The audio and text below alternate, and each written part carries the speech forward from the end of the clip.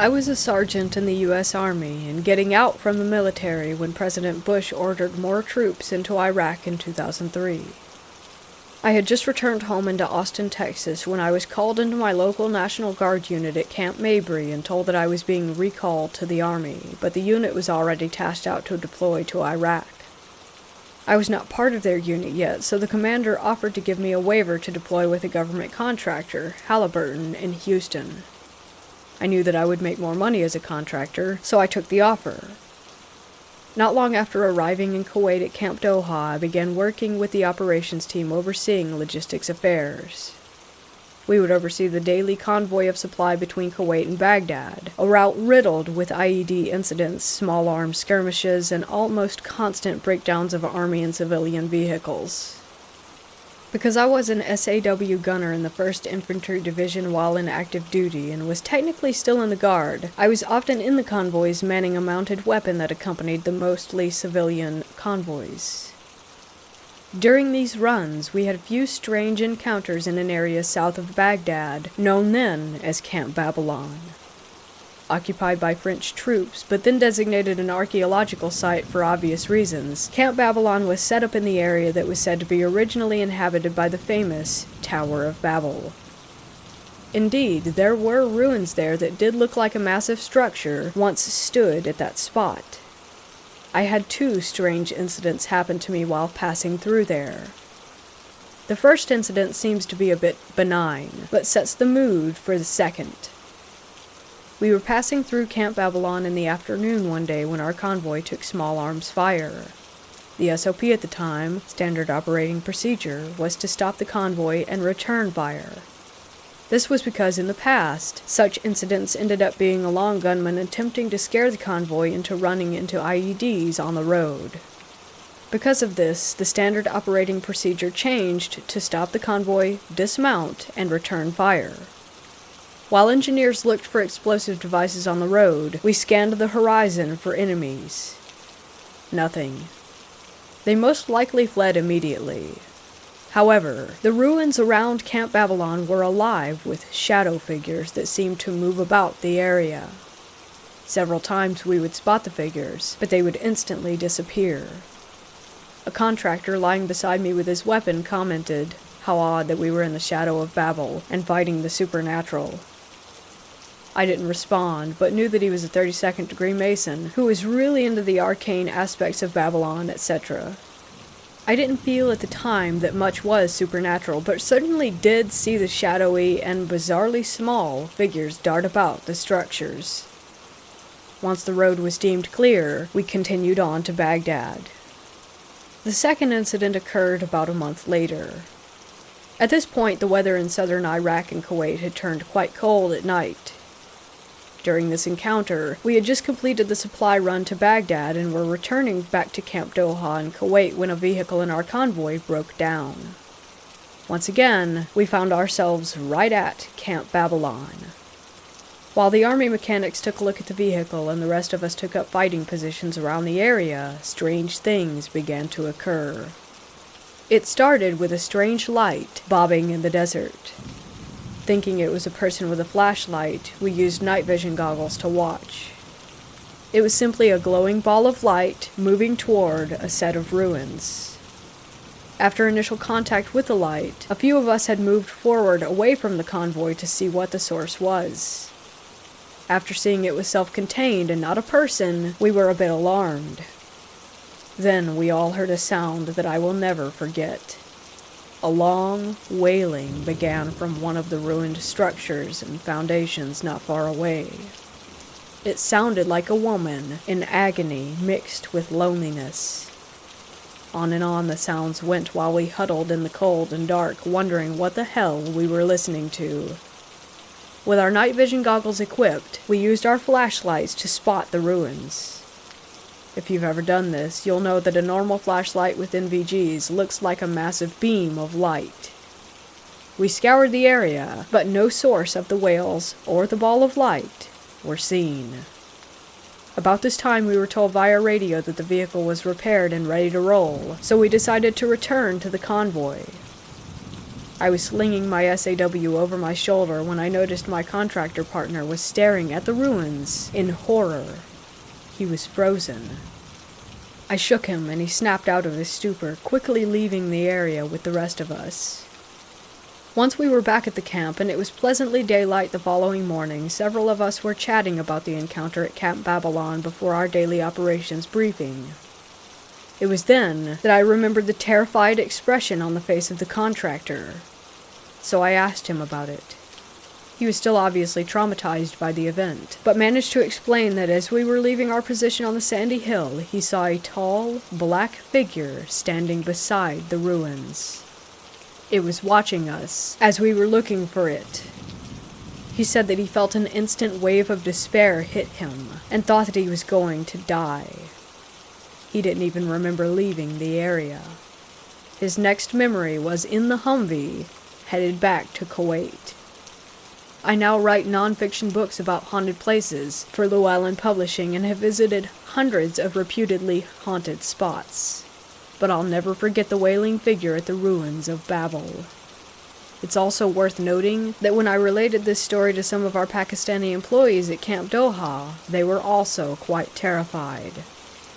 One of them, a translator we called Ardi, said that we had encountered a jinn, or a damned spirit, and that we were lucky to be able to tell the tale. I agree.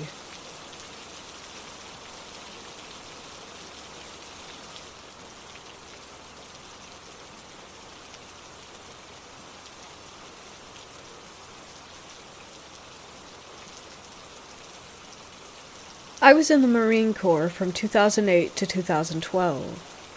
I served as an infantry Marine and was stationed in 29 Palms, California. In 2009, while training for my first deployment, we went to a specialty school called Marine Corps Cold Weather Mountain Warfare School, which was located in Bridgeport, California. I enjoyed the 5-ish hour bus ride up Highway 395 through the Sierra Nevada mountains. I took in the beautiful scenery as my mind wondered about what I was in for, dreading climbing the 12,000-foot mountains that littered the landscape. Weeks of training go by. I was relieved to hear that we were moving to a place called Hawthorne to do some live fire exercises. It was about 30 miles away to the east back into the desert, an old out-of-commission army base that was deemed uninhabitable in the 50s for various reasons. I was enthusiastic to escape the bitterly cold temps up on the mountain. Slept on the ride there. Upon waking, I looked out the window and was shocked at what I saw. Remnants of the old base scattered the landscape. Halfway destroyed buildings, guard towers, and other typical military stuff that you'd expect to see. Behind that lied jagged lava rock mountains casting their shadows over the destroyed buildings. The place looked like a nuclear bomb had gone off nearby. Have you ever seen the old nuclear test videos from when it was first developed? They would stage a fake town to analyze what the blast would do. This place was like that, mixed with that game series Fallout and Chernobyl, if you've ever heard of that. As we drove in further, I noticed a bunch of mine shafts heading into the sides of the mountains. Now, I was very curious as to where we would be staying at. I was relieved to hear that there was a makeshift FOB. Nothing fancy by any means, just an old green tent for the NCOs and upper-ranking battalion staff. Us boots would be sleeping under the stars in the dirt. At least we had a makeshift Hesco wall around us to make things feel like home. During chow that evening, we were all sitting around talking. I asked my sergeant, "What are all the mine shafts in the hillside for?" He said they were munitions storage facilities as well as fallout shelter. The place was designed during the Cold War era, which made it super creepy. It's like all the people just decided one day to leave. Vehicles were still there, everything. It was strange. Night arrives. It was fairly hot out even though it was night as we were back down in the desert. I was having problems sleeping, even though I was just in my skivvies on top of my sleeping bag. Some of the others were awake talking, I could hear. I stared into the stars and mountains looming over me. It was a full moon that night with hardly any clouds. As I was scanning the mountaintops, which, if I had to guess, were around 500 to 700 feet above me, where we were all sleeping made it seem that I could almost reach out and touch the top. I saw something strange moving about at the peak. Figuring my eyes were playing tricks on me from extreme physical exhaustion and sleep deprivation, I disregarded it. Even later that night, I awoke to go take a pee. As I'm utilizing the head, I look up to where I saw something earlier. To my surprise, the strange, silhouetted figures were there, scurrying about the ridgeline. Now this has definitely caught my interest as my mind was wandering. Thankfully, I had a lot of cool stuff lying in my pack. Once at my gear, I grabbed my trusty PVS-14 night vision monocular. I bring them to my eye and look back up. Nothing? That can't be right. Like, huh? I swear I saw something. I look over to a buddy of mine that was awake and asked, "Hey, did you see anything up there?" He looks at me and says, "What are you talking about, bro?" I said, "Forget it." A few more hours go by through the night, and a loud crash comes from the closest mine shaft, which was located 100 feet or so from the FOB. Literally half the platoon sat straight up from a dead sleep. One of the sergeants screams from nearby and says it hit the rack. It was just some rocks falling, which made sense to most of us. The next morning, we woke up and did what we had planned to do for that day. Later that afternoon, we had some free time, and were creeping around checking the nearby buildings out. 4 of us decided to go down into a building. It was half above ground and half below. The wide staircase went down to open up into a larger cubicle-type area. Barely any light came through the small windows. I clicked on my weapon light and scanned the room. There were still papers and everything strewn about on top of the desks. We followed the hallway, which made a right turn. MOPP suits and gas masks lined the hallway, hanging on hooks. We see a sign above one of the doorways that said, "Girls' Locker Room." Us being the typical 19-year-old Marines that we were, we decided that we had to check that out. I took point and entered the pitch-black room. I was looking through the lockers to try and find something interesting when all of a sudden, the door behind us slams shut. We all ran like hell out the other door on the other side.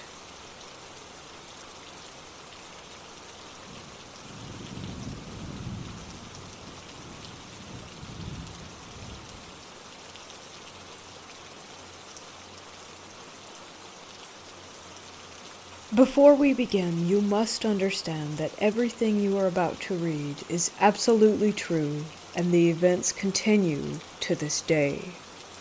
It was last summer. My girlfriend, now wife, and I finally made the big decision to move in together. Cobblestone Square is a situation of apartment complexes surrounding a central park. After living in another apartment for 2 years, I learned that a bigger apartment was opening up on the other side of the complex. We needed more space because my wife had 2 children from a previous marriage. After a rushed inspection, we were happy to move in right at the start of June. The months passed by, and the days grew shorter and colder. Autumn was drawing to a close, and with it, that's when the trouble began. In all the stories and movies, it starts out small. Things moving from place to place, lights being left on, etc., all chalked up to forgetfulness. This was true in our case, and we didn't think much of it. It only started to escalate with the children. Our apartment is set up with 2 bedrooms and bathrooms on opposite ends from each other. In our bedroom, we have our own private bathroom, and next to the kids' room is a small hallway leading to their own bathroom. We would give them baths in there and potty train, and almost as if flicking a switch, when the autumn months came, our youngest, a 2-year-old girl, would absolutely hate going in that bathroom. At the mere mention of bath time, she would go into hysterics, or on good days, she would sit in the tub, and in the process of bathing, she would look past myself or my wife and start screaming and crying. Oftentimes something would catch her eye in the mirror, and she would also start crying like mad. The most unsettling part would be that as soon as we took her out of the bathroom, she would stop and act as if nothing had happened. Our son, who was 4 at the time, would also run up to us and say that he would hear a voice saying, "Uppy," which was a common saying among the children when they wanted to be held. We asked if it was his sister, and he would profusely say that it wasn't, but he said it sounded like a kid. This happened a few times. With my wife being separated from her first husband and splitting custody, we would have the children come live with us every other week. On the weeks that the kids would go stay with their dad, the activity would seem to die down, but that didn't mean that it wouldn't happen at all. I asked my wife what she remembered from last year, and she recounted a time when we didn't have the children and she was cleaning the house. She noticed the kids' door was open. We usually keep it closed, but she thought maybe I had went into their room for something. She checked to see if I was inside, and seeing that I wasn't, she closed the door and didn't really think anything of it. It wasn't until a while later that she went to use the kids' bathroom and saw that the door was open again. She found me in our room and asked if I had opened it, and I said that I hadn't. With more incidents of lights being found on and doors opening, it all came to a head near the end of October when I was washing dishes in the kitchen. Above the sink, facing the living room, is a small window that allows someone in the kitchen to look out into the dining room and the living room, and additionally the back door, which is a sliding glass door. Important detail. After the kids had been put to bed and were asleep, my wife and I went about our normal duties and chores, trying to finish up before the next day started.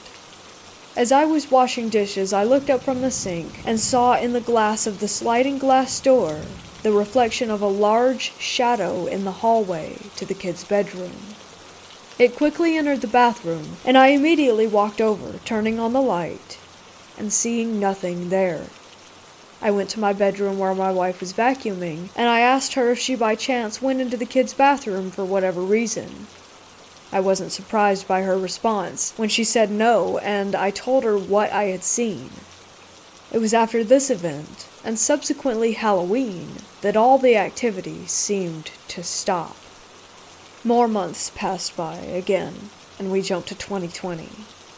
August. As soon as the activity started again, I began to keep a journal of all the findings. That way there was a record. On August 10th, I went to the bathroom, the kids' bathroom, before going to bed, and heard a small child giggle. Both children were fast asleep. On August 11th, my wife was bathing our daughter, and for the first time in a year, our little girl started to shriek in fear until she was out of the bathroom. On August 13th, while getting ready for bed, our son knocked on our door. I'm always the one to answer, and he told me that he was afraid. He wouldn't elaborate on why, but when I laid him down in his bed, he begged for the closet to be closed. The closet has never been a problem, and a few nights after this we returned to it being opened and haven't experienced anything like it again. On August 15th, my wife and I had an argument, and I went out to the couch to sleep for the night. As I was tossing and turning, I heard a child's voice in the night say, "Uh-huh," as if answering a question. I didn't react, and forced myself to go back to sleep. Both myself and my wife have caught our son speaking to himself as well. My wife told me that once she heard him saying, "Ow, stop it, you're hurting me." And when she went to go check on him, he was in the hallway by the kids' bathroom, holding his arm. During the daytime, the kids were playing, and both me and my wife were doing our own thing. As I was sitting on the couch, our son runs behind the couch and stops, and then says, "And how would you do that?" out of the blue. I turn to him and ask him who he's talking to, and after a moment's hesitation, he says, "Nobody." I told him I heard him say something, and he then insisted that he didn't say anything. On one occasion, my wife was sleeping on the couch, and in the middle of the night heard a man's whisper say, "Don't get up," to which she promptly obeyed. It was the night after that I woke up from my sleep in bed to see a shadow shape standing over me with piercing red eyes. I felt as if it was going to hurt me. My wife and I have naturally begun our interest in the spiritual world. We began researching and looking for ways to go about this. We've purchased a Ouija board with no results, and from a medium, a supposedly haunted ring. If our apartment was going to be haunted, we wanted to know by who and with what intention. It seems as if our mail-order ghost has already made their home, as one morning our front door was unlocked and slightly ajar, with nothing stolen. Tonight, as I write this, my wife and I were watching TV on the couch and decided to call it an evening. But as we got to our bedroom, I noticed a low scratching sound coming from the record player. I opened it up and saw that the turntable was moving as the needle was off its holder, turning the record player on. I replaced the needle and tried knocking the player a few times to see if it could have been easily bumped or knocked off, but no. The only way to move that needle was to pick it up with your fingers and set it down. I was reminded of one other time that this happened, long before we bought any haunted items. I am thoroughly convinced that my apartment is haunted. People die in them way too often to think it's not a possibility, and if nobody died here, the cemetery across the road definitely doesn't bring me any comfort. I can say that two distinct entities can be somewhat accounted for, a small child ghost and something else. Or maybe something that wants to be viewed as a child, but let's think happy thoughts. We still live here to this day. Autumn is just beginning, and that's when things really seem to get interesting.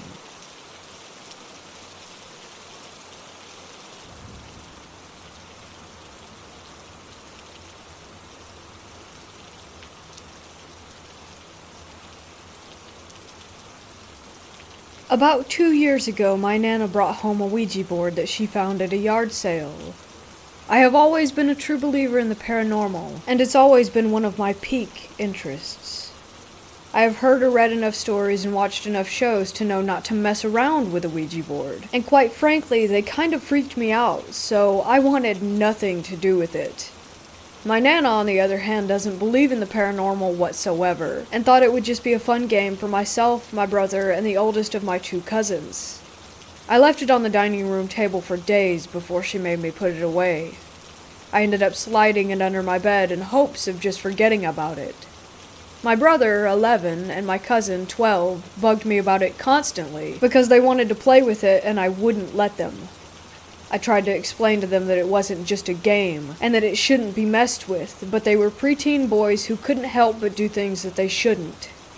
One day after I got home from work, the boys were there, and I had this sneaking suspicion that they played with it. I looked under my bed, and it was there, but I just had this odd feeling. That's when I went downstairs and interrogated them about it. At first, of course, they denied it, but I saw right through them until they finally admitted that they had in fact played with the board. I asked them if they had said goodbye when they were done, and they claimed that they did. My cousin likes to over-exaggerate stories big time, and makes things up to be overly dramatic, so when he told me about a couple of things that supposedly happened, I didn't believe him at all. Also, they were boys who liked to mess with each other, so I assumed that's what was occurring. Anyways, a couple of nights later I got in bed, and as I lay there trying to fall asleep, I got this feeling like I was being watched. I looked over at my closet, which has 2 sliding doors, and I noticed one of the doors is slightly opened, leaving a small space. It creeped me out for some reason, so I turned and faced the other way, trying to ignore everything and just fall asleep. I finally passed out, and the next thing I know, I'm woken up by what felt like someone or something hitting me in the back of the head. I was lying on my back, so the back of my head was fully on my pillow, which made it even weirder. And it wasn't a light hit, either. It scared me so bad. I was shaking. I look around my room and I don't see anything, but then all of a sudden I hear my floor creaking like someone is walking around my bed. After laying there for a good little while, I finally got the courage to get up and grab my phone and book it to my living room. I sat and tried to calm down. I could still feel a tingling, pulsating sensation at the back of my head. I turned on my phone and realized it was 3 in the morning. I called my boyfriend, now husband, with tears streaming down my face from being so freaked out. He didn't pick up, and I swear I called him another 15 to 20 times before I finally gave up. I sat in the chair until my Nana got up around 6. I didn't tell her what had happened, because I knew she wouldn't believe me and would say I was acting stupid. After she got up, I had breakfast and then called my boyfriend again, and he finally answered. He told me he had his phone on silent mode so that he didn't know that I had been calling. I gave him so much crap for this, let me tell you. I told him what had happened, and he felt so bad and felt like an idiot. He told me he would have come over in a heartbeat to comfort me, and was so apologetic. Later that day, he came over and we took the Ouija board to a junkyard to get rid of it.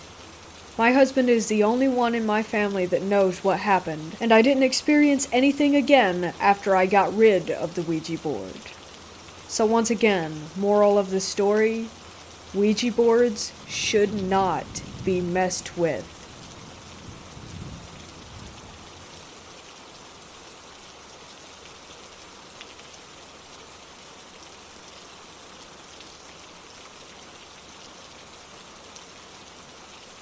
The desert is a scary place for me now. It used to be a place filled with peace and serenity, but since living out there for almost 30 years, you see things. This occurrence took place in the high desert of California in the early 1990s. The whole town was once all military. There's a military plant there and a prison, and the streets to this day consist of numbers and letters, for example, Avenue O and 178th Street. You always heard stories of people missing and underground tunnels, confirmed. In fact, a friend of mine kept getting a draft coming from his closet in his childhood home. Later, after he grew up, he checked it out and found an opening to one of these such tunnels. He called me over to check it out, but after I got there and we went through the opening, I was too freaked out to go more than 10 feet in when I turned around and told him that this might be how people disappear.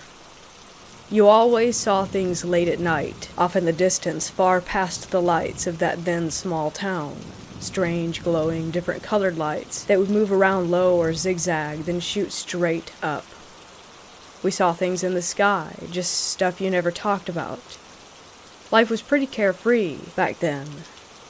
If you wanted to visit friends, though, you would have to drive down long desert roads and sometimes end up coming home late at night in the pitch black because there were no street lights. I recall coming home late one such night with my boyfriend at the time and another friend, and we pulled over for some reason. Something compelled me to get out of the car and look up at the stars. We were in the middle of nowhere, but we could hear what sounded like machinery and muffled clanks like metal. We all started looking around but didn't see anything. Just then, we felt a vibration under our feet. I crouched down on the street to put my ear to the ground. It was coming from under us. We all listened intently and heard far down voices, but couldn't make out what was being said. We stood up and were discussing what it might have been when we saw a small red light on the horizon and it was getting closer. We piled into the car and got out of Dodge. We only told a few friends, and they said that they had experienced the same thing. A year later, I told a friend that I started a small hauling business. Still, there was a big job, so I needed to borrow a trailer. He said he had a few that I could use, so I should come out to his property to check them out. It was just starting to get dark when he pulled out his new toy. It was a pair of military-grade night vision binoculars. He told me to wait until it got dark to leave, because he wanted to show me something creepy, and I was all in. Later we walked towards the back of his property, looking out at nothing, no lights, no roads, nothing but a barren desert. He pointed the binoculars east, and oh my. There were people coming out of the ground and moving around. I said, "What the hell am I looking at?" And he told me that his family called them ground dwellers, and that they are located in various parts of the desert. It gave me the heebie-jeebies. Needless to say, I never went to his house after dark again. At one point in my life, I lived in a mobile home park, a little past Avenue F. There was a massive treehouse in my yard that was left by a former tenant. The only way to get up into it was through a hole cut in the floor with a door on it, and under that was a rope ladder. One night I was sitting on the porch drinking a cup of tea when I heard something move up in the treehouse, and then a head popped up. It was a lady and her husband hiding. Clearly, I thought they were on drugs. I told them to come down from there, but they both refused. It wasn't until I threatened to call the authorities did they cautiously comply, looking all around, not wanting to be seen. By now, there's a small group of my friends and nosy neighbors gathering around. I saw that she was terrified by something, so I asked them to come in. I made them something to eat and waited for her to calm down. Then the lady reached in her bag and pulled out some papers. They looked like legal documents with government letterhead. There were drawings and schematics, and some of them even had embossed seals. I couldn't help but notice that they had water and smoke damage, and a few of them were burnt on the edges. She told me that they were checking out this place off of Barrel Springs Road, where there were 2 or 3 cinder block structures. I knew them well. A few years back I happened upon that place, and a black truck rushed down to greet me with guns drawn. She said the same thing happened to her, but she was in one of the structures, so she grabbed some things, and she and her husband ran. I went over these pages, and felt very uneasy reading them, like this was stuff that people get killed over if it got out. Stupidly, I said, "Why don't you just simply give them back?" She said that they had been running, and everywhere they stopped a black car or van with government or no plates showed up with darkened windows and would just sit there watching them. Well, I really didn't want to get too involved, especially after reading what I did think was way too big for a little old me.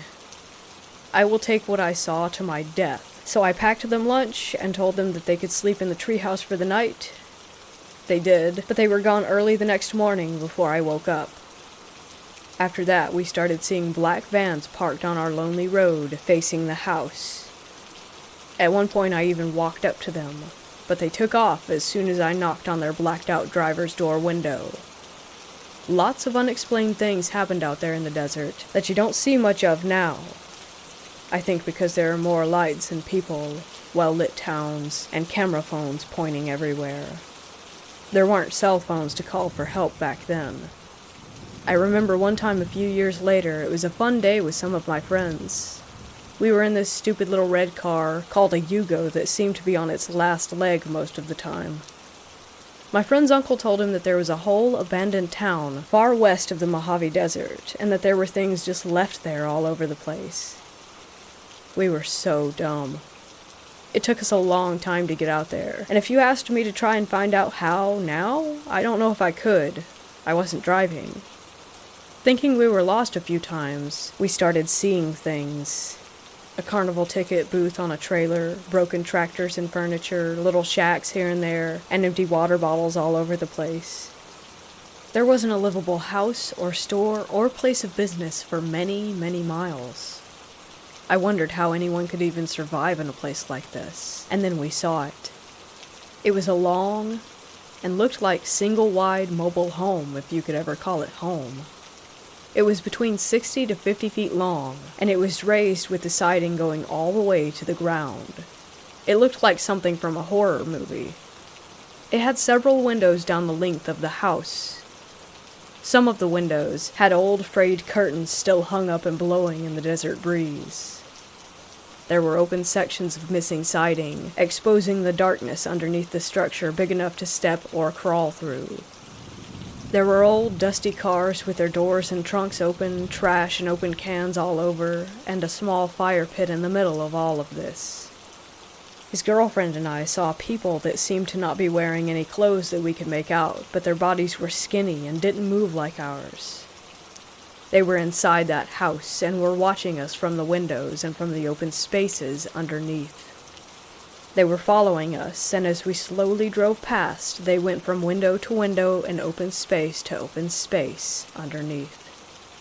They were almost inhuman, and had big eyes and pale skin. Too pale for the desert. My friend the driver pulled up next to the fire pit, and despite us screaming to go, go, go, he turned off the car. His girlfriend began to cry out that we had to leave then and now. He didn't see what we saw. He said, "Stop, babe, this stuff is so cool." Oh my God, I wanted to punch him in the face.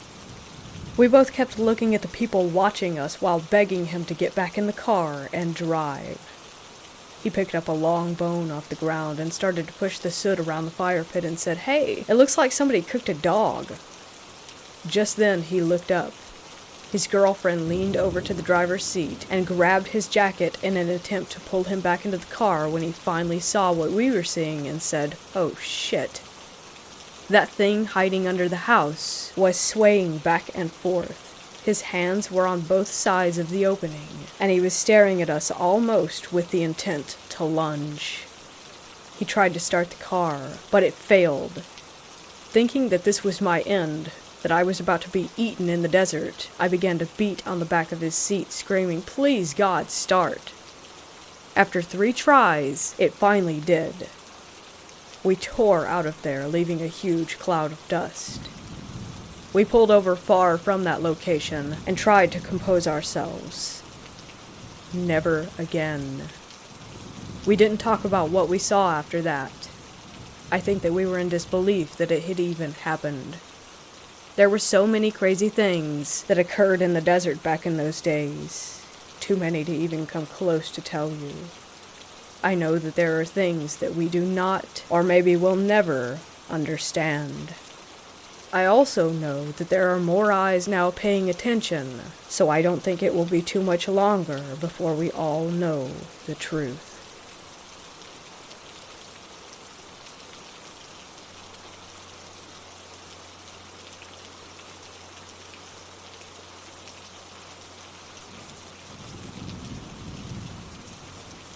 So much can happen in the forest. There are wild animals, possibly bad people, and the unknown itself. While hiking in Switzerland, I decided to see Matterhorn, the famous mountain, up close. As close as I could. So I left the village I was staying in early and walked through meadows, hills, and then up the mountains to reach the plateau. Early in the morning, after just leaving the town, I walked the straight path. Past some houses on the left, town behind, mountain ahead, and forest on the right. In front of the forest, there were a few curious old huts on long legs, ones that you climb up to by ladder. They were all made of round planks and black soot. My imagination immediately called them witch huts, relating them to movies and legends that I knew. They seemed closed, and I couldn't get into any of them, but I felt a slight shiver of excitement, and didn't really want to get in. So I kept on walking. I saw the mountain, met some people, had lunch, and in the afternoon decided to walk back to town. I remembered the way and backtracked pretty much exactly. On my way back, the mountain was behind me, the town ahead, houses and meadows on the right, and black spooky huts on the left. Guiding the entrance, a path leading into the forest. I should note that despite checking out the huts in the morning, I didn't notice that there was a forest path starting behind them. Curious about it, I checked the wooden road signs placed in the vicinity of the huts. To my surprise, the one pointing into the woods said Zermatt, but the one pointing to where I originally came from in the morning said some other town's name. I was very confused. I looked back and looked again, thinking that maybe my brain was tricking me, but I kept seeing what I saw. I stood there while a few hikers passed in each direction. All stayed on the mountain path, nobody went into the forest or looked at the road signs. I sat there in front of the huts and smoked a cigarette. I debated whether or not I should go into the forest, why the signs showed such weird directions. I wondered if there was a reason I should go in. But I was already very tired to the point of my legs feeling weak. So I decided to go back the way I came, to trust my gut and take the most common main path back to town. When I stood up, the signs were different again. There was no way anyone could have rearranged them. No wind or human. I was there the whole time, and the only people who walked by didn't stop at the signs, let alone tinker with them. The one pointing into the forest said some other name, and the one pointing to my starting point said Zermatt like it should. I told this story to my friend in Zermatt, and he just laughed at the idea of paranormal entities trying to lure me into the forest. I did have a creepy feeling about the huts, but at the same time it was a beautiful day, and I still wonder whether there was some kind of adventure waiting for me if I took the forest path. What do you think?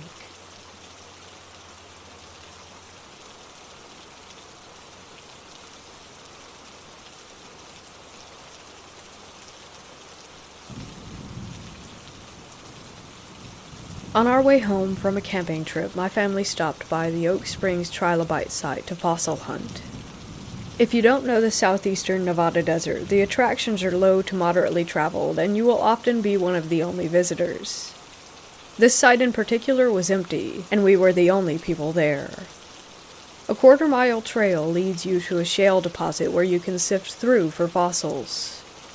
Shortly after starting out, I heard a man call out conversationally, not really shouting, but talking loudly enough to communicate with someone a distance away.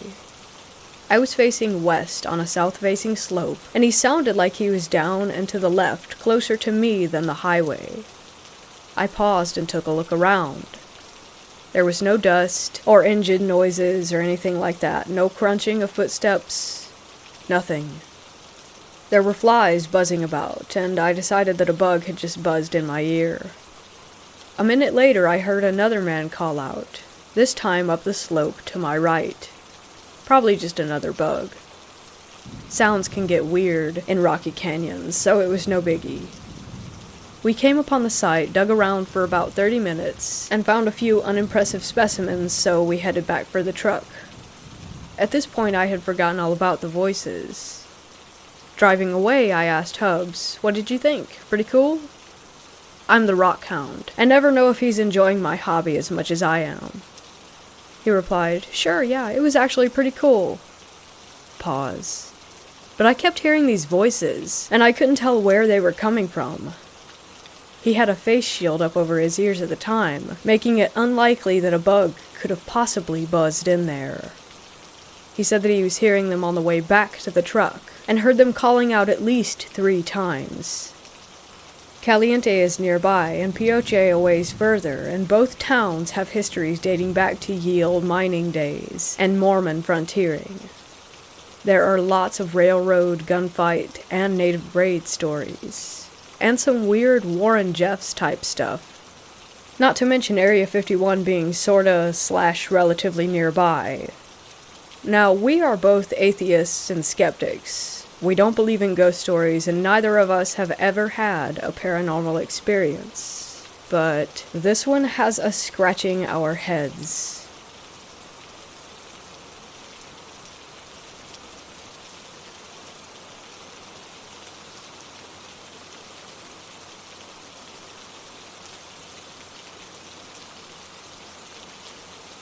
My mom had always told me that I was gifted. I could always feel energies. I had dreams of things that would come to happen. I wouldn't say I'm a medium or anything like that. I've never communicated with spirits. More so, I'd say I attract them. We hopped apartments a lot when I was younger, and no matter where we went, an entity would immediately find me. I'd have recurring nightmares, see figures, be scratched, etc. You could say spirits like to pick on me. Another random fact that will come into play later. I had bright blue eyes, like my mother. We moved into this apartment, and things immediately went very, very poorly. I had a dream that only lasted seconds. I was in a bright white room, and there was this beast on the ceiling, and it looked into my eyes and roared. It was so incredibly loud. I woke up, and my mom and her boyfriend at the time had rushed to my aid because they heard me let out a scream that sounded like a deep, full-grown man's scream, not a prepubescent boy's. My eyes turned hazel with brown splotches, and have been that way ever since. I was terrified. We moved me into my big brother's room. That night I felt a presence, opened my eyes, and I saw a shadowy figure reach out and try to grab me.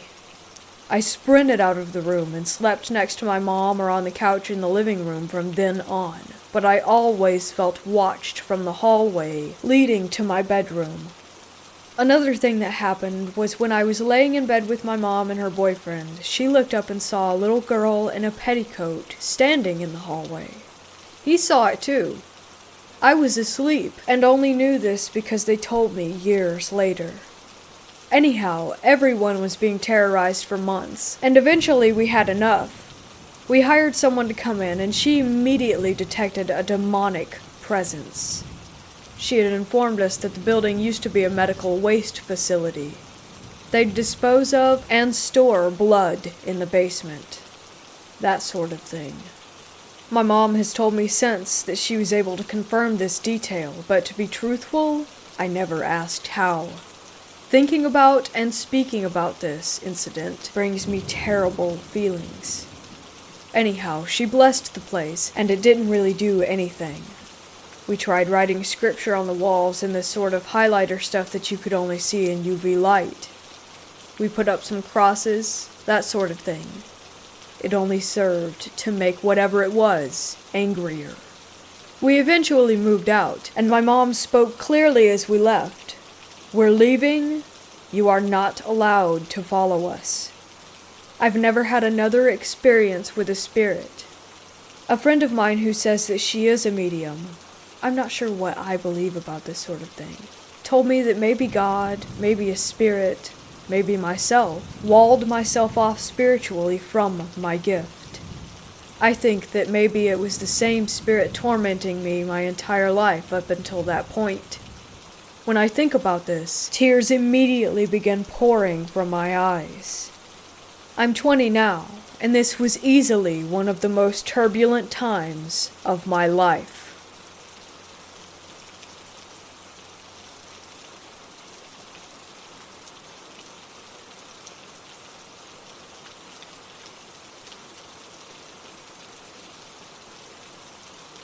My parents have owned a tavern/restaurant for 14 years in my small town. My father is someone who likes to start new projects and is a well-known person in our town. One day he was contacted by the local realtor to offer my father a private showing of a historical hotel that had been up for sale. This hotel has been around for decades and went from hotel to restaurant to bar with little success. Everyone who had owned it before put it back on the market within a year. The bank had the title now, and the realtor told my father, if you don't plan to buy it and fix it up, they're going to rip it down. A lot of people in the town thought that the only person who could save it was my father, so he bought the hotel. My parents kept the downstairs bar and renovated the upstairs for apartments. This is when odd things started to happen. My father would come home almost every night with the camera footage to show my mom and I. The footage always showed an empty pool room with small, random orbs floating in the foreground. My father is a believer in the paranormal, but my mother is not, so her and I both chalked it up to bugs and dust. Although I will agree, the way the orbs zigzagged around the room was weird, but it still seemed like nothing. A month goes by and my father comes home early on a Sunday from working down at the hotel. He walked into the house looking spooked. Something my father rarely ever is. He detailed out how he was behind the bar, checking on receipts from the night before, when he heard footsteps approaching from the hallway entrance. We don't open on Sunday, but if someone my dad knew saw his truck in the parking lot, they would just walk in to see him, so he didn't find the footsteps odd at all. Without looking up from his receipts, he called out, "We're not open, but give me a sec." He heard the footsteps enter the bar room and take 6 more steps toward him before stopping. Taking another second to finish going over the last night's shift, he looked up and peered around the wooden support beam, and there was no one. He said he got out of there so fast, he doesn't even remember locking the door behind him. My mom obviously thinks he's crazy, but I am freaked. That place always gave me the creeps, but my father confirming my fears made me want to never step foot in that building again. 2 days ago, my mom had an experience there that sent her out the door faster than my dad. She was in the bar room before opening hours collecting the shift money from the night before. She wasn't there for more than 5 minutes before she started to hear the faint sound of music coming from the entrance hallway. She said she ignored it for a while, assuming it was one of the tenants upstairs. After collecting the money, she went to leave and the music started getting louder.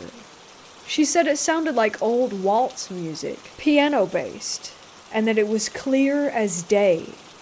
The further she walked down the hall toward the bedrooms, the more prominent the noise became. As she stepped in front of the women's restroom, she said it sounded like someone was in there playing the music on their phone.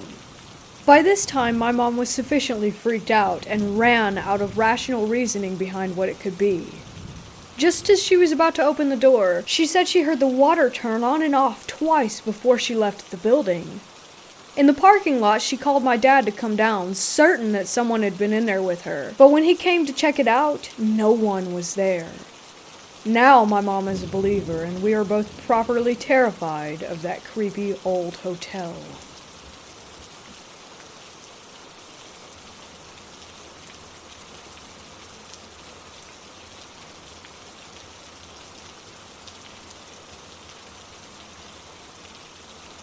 I've always been pretty sensitive, and so have quite a few people in my family.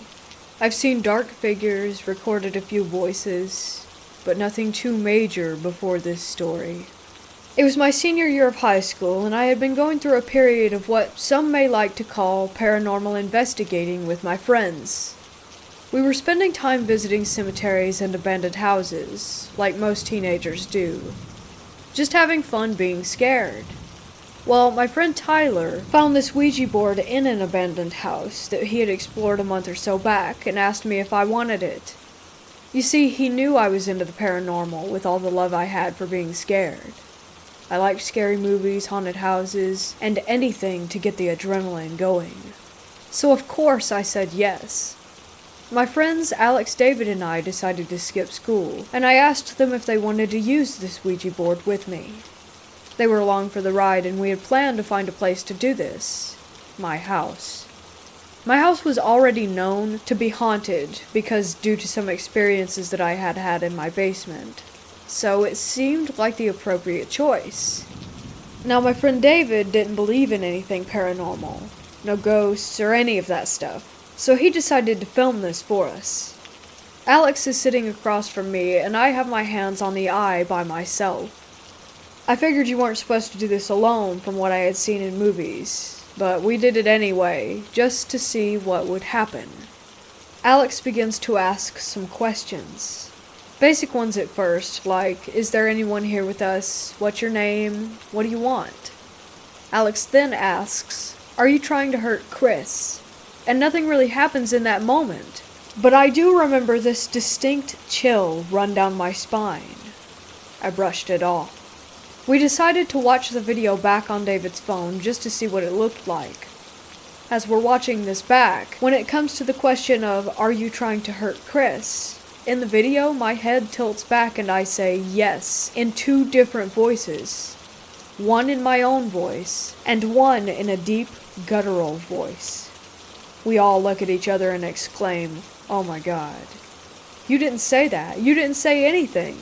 And needless to say, we got rid of that board and never really talked about it again. But that was one of the most terrifying experiences I have ever had.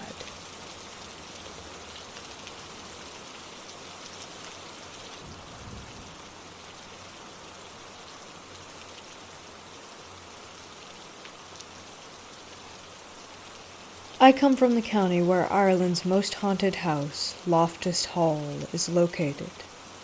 If you want to know the history of Loftus Hall and the original story to it, I'm sure you can find it on Google. People that have visited all have their own stories of experiences at the house, and I'm going to share with you some of my experiences that I've had over the years. I lived about a 30 minutes drive away from it, so it was a destination that we visited a lot. I remember the first time I visited the grounds of the house. I was maybe 5 or 6 years old and was visiting it with my uncle.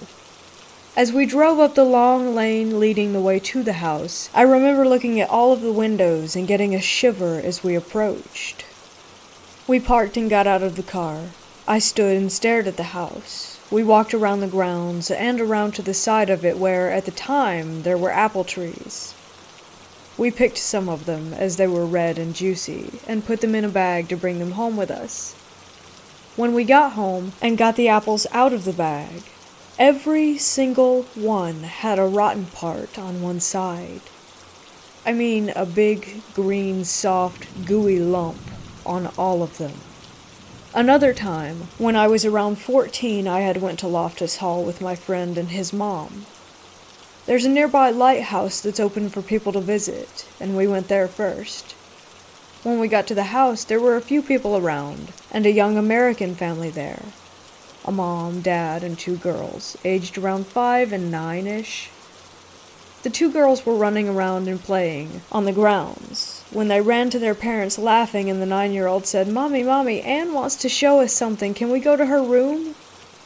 Now this may seem like normal child behavior, but Anne is the name of the girl in the original haunting story of Loftus Hall. I must also mention that the actual house was not open for guests to go in and out of as they pleased. Not at that time. When I was 16, that was my first time going into the house. We booked a tour on Halloween night. There were some ghost hunters who do an overnight stay every year, and a certain amount of guests can stay there with them for the night. We arrived and went in. We set up our sleeping bags while the ghost hunter crew set up their equipment. We took the tour of the house at night with a tour guide and in groups of 5. We went to each room with the guide giving the story behind it. We got to a room called the Tapestry Room. This is the most famous, and apparently most haunted room in the building. It's said that Anne was locked in this room, and she died in the room as she stared out the window waiting for her mysterious stranger to return. You can actually find the details of this story online. She was locked in there, and sat with her knees to her chin, and when she died, her body could not be straightened. Anyway, we entered this room, and it was freezing. One of the guests in our group, now I don't know if they were paid actors or not, but one of the guests in our group collapsed and went into a fit, arms and legs flailing everywhere. An ambulance was called, and he was sent to the hospital. Apparently, it happens often that people collapse and have seizures once they enter that room. The house is situated on a cliff, and the sea is in the background. About 4 years ago, we went for a drive down there on a foggy evening, and we were looking out to the sea. As we did, we saw the outline of a ship. It looked like something out of the Pirates of the Caribbean, but it floated through the fog and vanished. There have been hundreds of encounters regarding this house that are recorded. Everyone has their own experiences from visiting, everything from feeling queasy in certain parts of the house, to seeing ghosts in the windows, to meeting people while on tours that nobody else who was on the same tour remembers. There's also a hole in the ceiling that goes through the roof, and this is where the devil flew through to escape from the house. Over the centuries, this hole has been repaired multiple times, but each time it is repaired, it will only last for a few days, and then reopens again in the same place.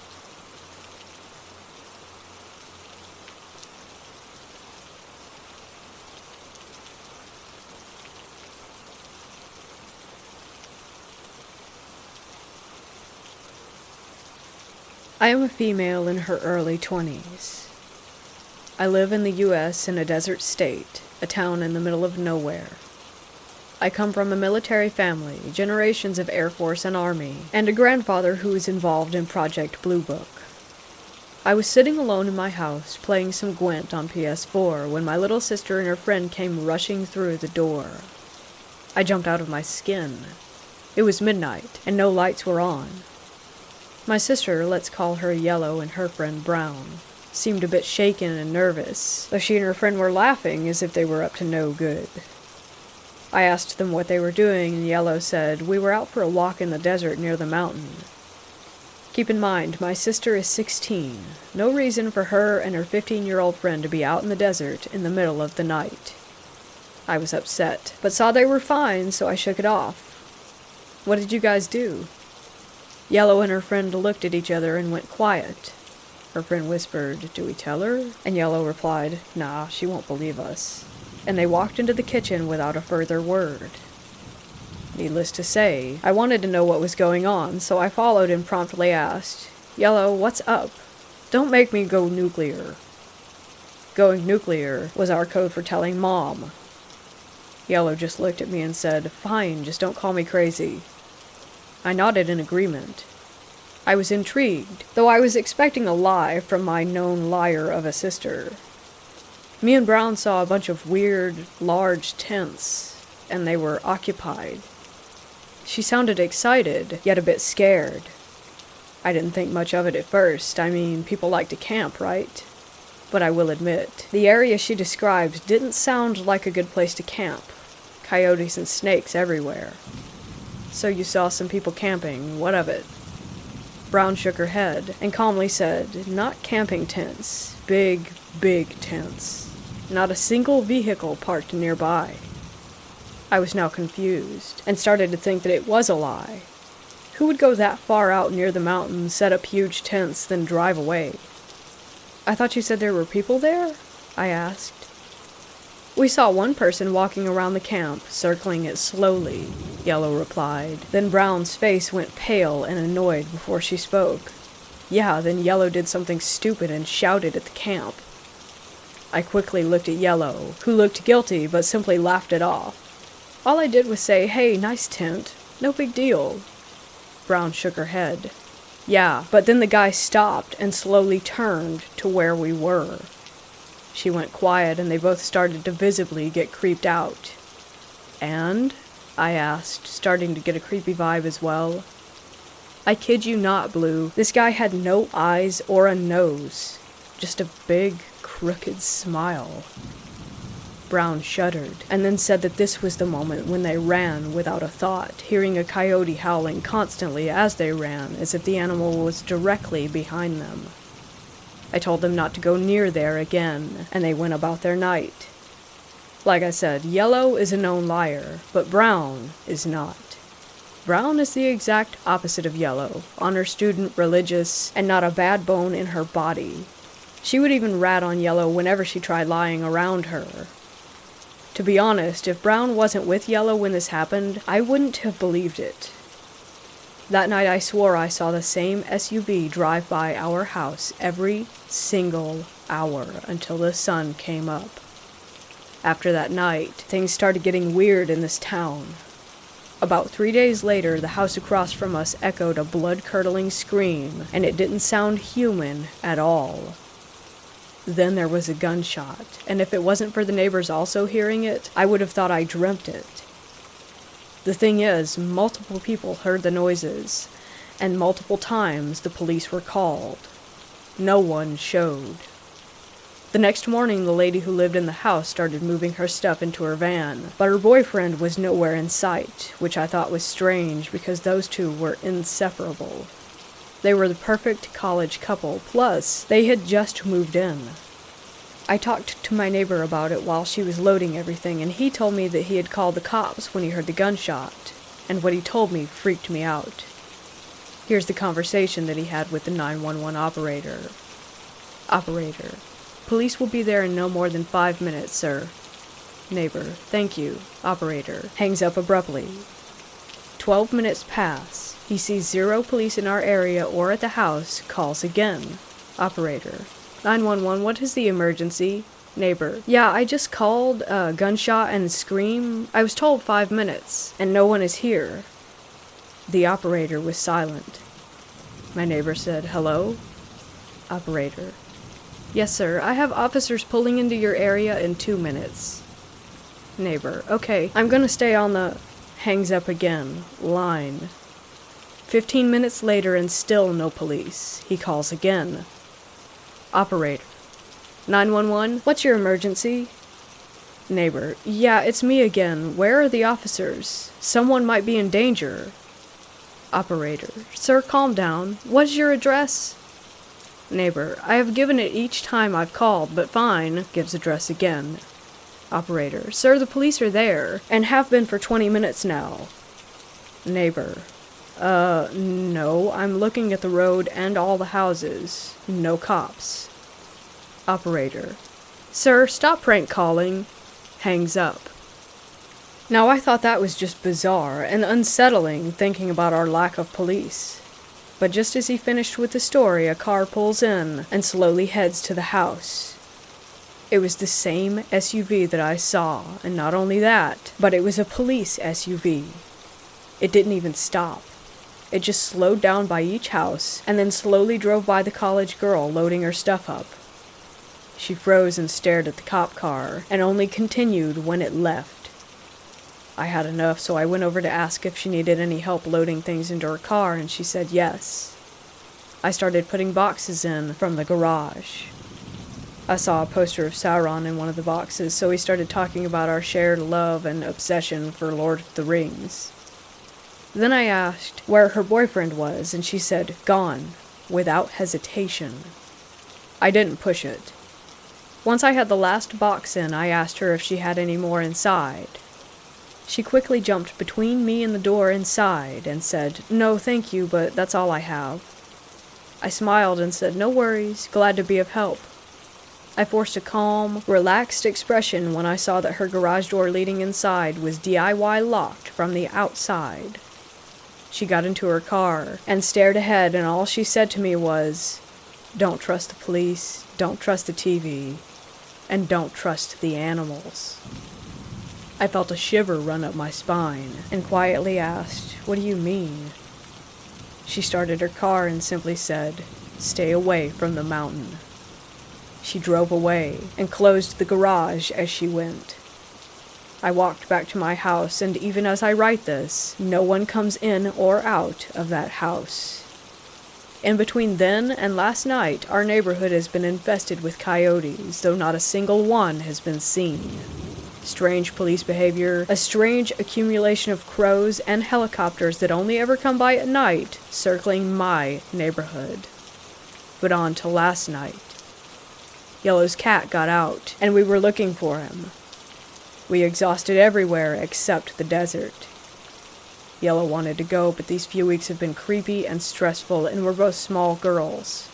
So I agreed, but we were gonna go prepared. Me and Yellow went back home and got flashlights, backup batteries, 2 knives each, and my metal baseball bat. Yellow's boyfriend Green tagged along, which made me feel safer because he is tall and is the captain of the wrestling team. He brought a stun gun after we told him why we were prepared for the worst. So me, Yellow, and Brown went into the desert and searched for her cat. The entire time I couldn't stop staring at the mountain in the distance. After everything that has been going on, being in this area scared the living crap out of me. That is when we heard the meowing in the distance. It definitely sounded like Yellow's cat. The only issue is that it was coming from the direction of the creepy mountain. Yellow started to go in that direction. Green and I followed soon after. Yellow said something that I already assumed, but wished was wrong. This is towards where me and Brown saw the tents. I started thinking the worst. We're gonna get killed, or we're gonna get sold into trafficking. My thoughts were going crazy, and my anxiety shot through the roof. That's when Green looked through his binoculars and said that he saw the tent. I quickly snatched them away and looked, and sure enough, 3 big military tents, and not far behind it was the mountain. If it wasn't for the lights in the camp, I wouldn't be able to see anything in the dark. I examined as much as I could. I didn't see a man circling, though I did see what looked to be a military truck pulling in, then 4 soldier-looking people hopped into the truck, and it went toward the mountain. The 3 of us just watched in the quiet and practically jumped to Mars when we heard a meow behind us.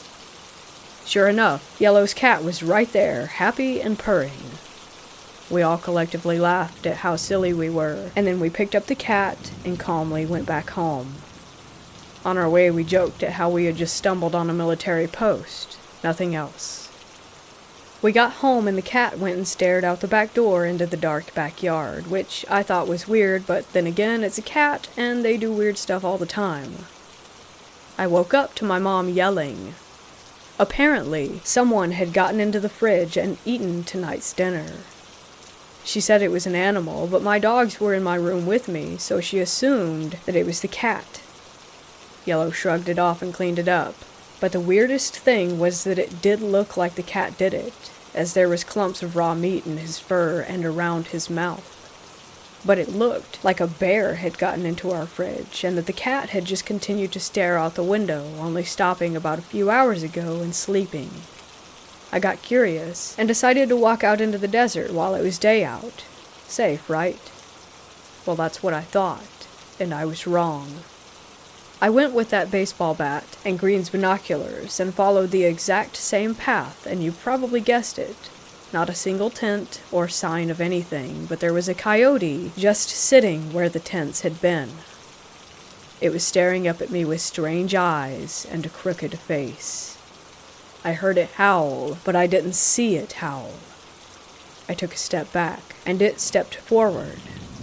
Then I booked it. I didn't want to be that dumb white girl in the horror movie who lingers around and gets killed, but running seemed like a scarier option. I sprinted all the way home with the sounds of growling and howling directly in my ear. I swear I could feel the breath on the back of my neck, but I never turned around. If I was gonna die, I was gonna die looking forward. As soon as I hit gravel, the noise stopped, and for whatever reason I immediately turned around, ready to swing with my bat, and all I saw was the back of a man walking back to the mountain with his hands in his long black trench coat. From behind I could see that he was bald and wore jet black sunglasses. His skin was pale as snow, and he wore a fedora-like hat on his head. I stared at him until he was gone, and not once did he turn around. I'm home now, more confused, more creeped out than anything else. I think I might investigate further, but I don't know.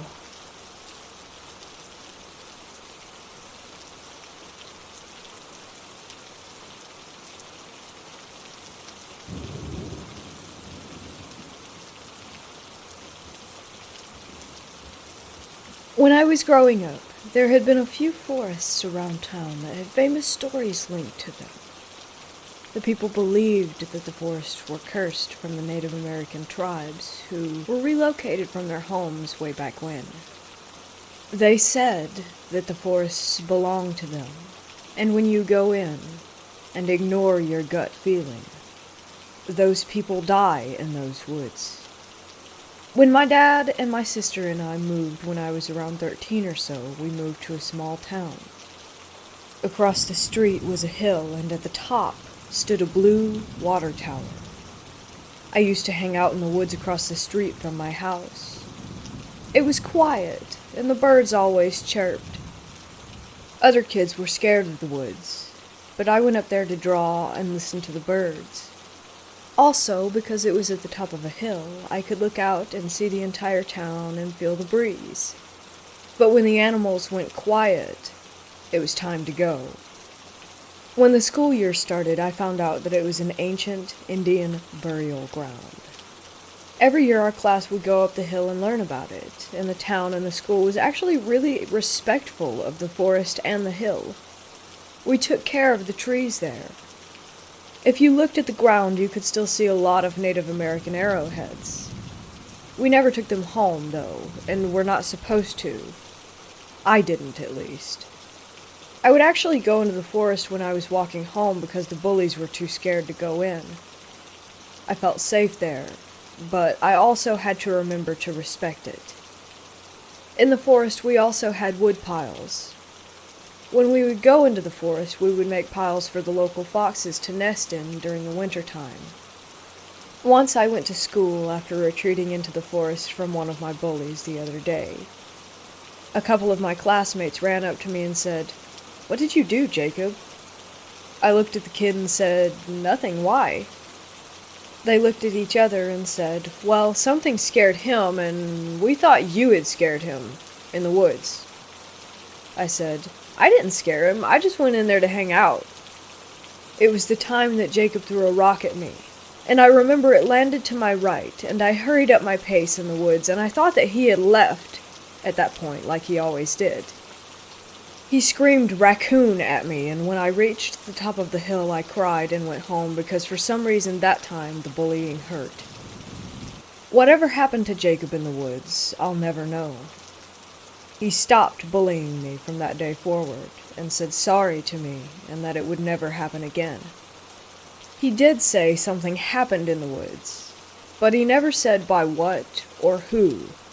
Just had a look of terror and practically begged me to accept his apology. I told him it's all right and I went on my way. He could never look me in the eye again. That was back in middle school. When I went to college, I saw him at a 4th of July college event.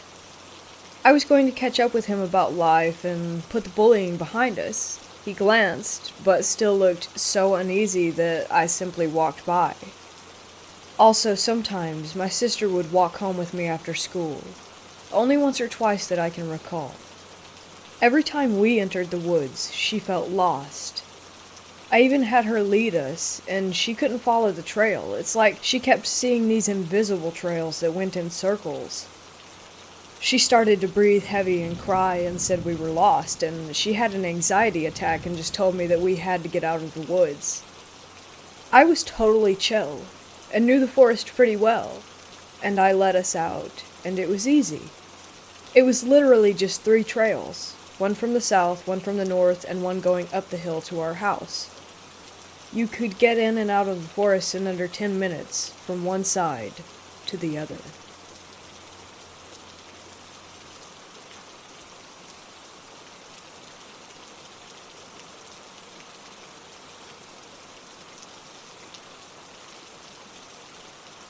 Back in the winter of 2019, my partner and I had settled into a hotel for a few days before going on vacation elsewhere. I am somewhat sensitive. I've never seen a full-body apparition in reality, and never had any physical paranormal happenings up until this point, either. I've only ever felt feelings in environments. This hotel room was no different. Upon entering the room, I felt a sense of calm when stepping inside. However, there was also a sense of curiosity. I felt as if something was watching my partner and I. Over time, this feeling became more comfortable, to put it lightly. Over the course of the next few days, different feelings became more noticeable by the minute. Most of the feelings consisted of being watched. Eventually, I asked my partner on our second day there, "Hey, do you feel anything off about this room?" To this they responded, "No." Whatever was watching us noticed that I noticed them. That's when the experience turned from lingering to dark. Later that night in bed, I had a normal dream. I don't remember most of it, other than maybe one image of running curiously through a black hall of mirrors. Suddenly, as if I had blinked, I saw the hotel bed, my partner and I, sleeping. We were laying away from each other, but there was a mass between us. A dark mass. It leaned in closer to me, and I felt what can only be described as a light body pressure on my back and arm as it held around my torso. The thing spoke to me in my sleep, more specifically in my mind. It had a male voice, but took on the voice of a mixture of my partner and my first ex-partner. It casually threatened that it was going to hurt my partner. I couldn't move, and my perspective was going back and forth from my own perspective of laying on one side of the bed to seeing a bird's eye view of the bed. I wasn't lucid enough to tell it to go away, but did have enough control to ask why, and to say, "Don't hurt us." It then responded, "I don't want to hurt you, but I want to hurt your partner, and I'm going to." I kept telling it not to better not to leave us alone. Then it threatened to hurt me as well. I could feel its intent, so I stopped responding. To my silence it replied, "Good. Be glad that I'm not hurting you, but your partner is going to hurt. Right about now." As soon as it said "now," I jolted awake to the sound of my partner's blood-curdling scream. My partner's leg had developed a Charlie horse cramp in their sleep at the same time that the spirit had spoken its statement. I could still feel the spirit's energy upon wakening, and one thought popped into my head. I told you. The next morning, we packed our bags for the vacation.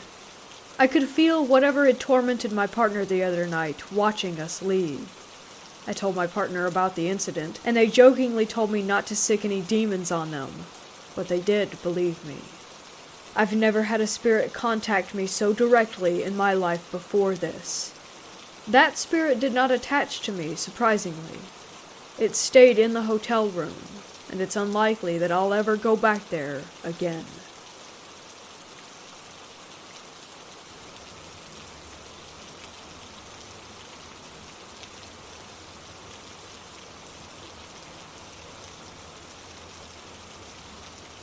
This experience left me pretty shaken up for a while.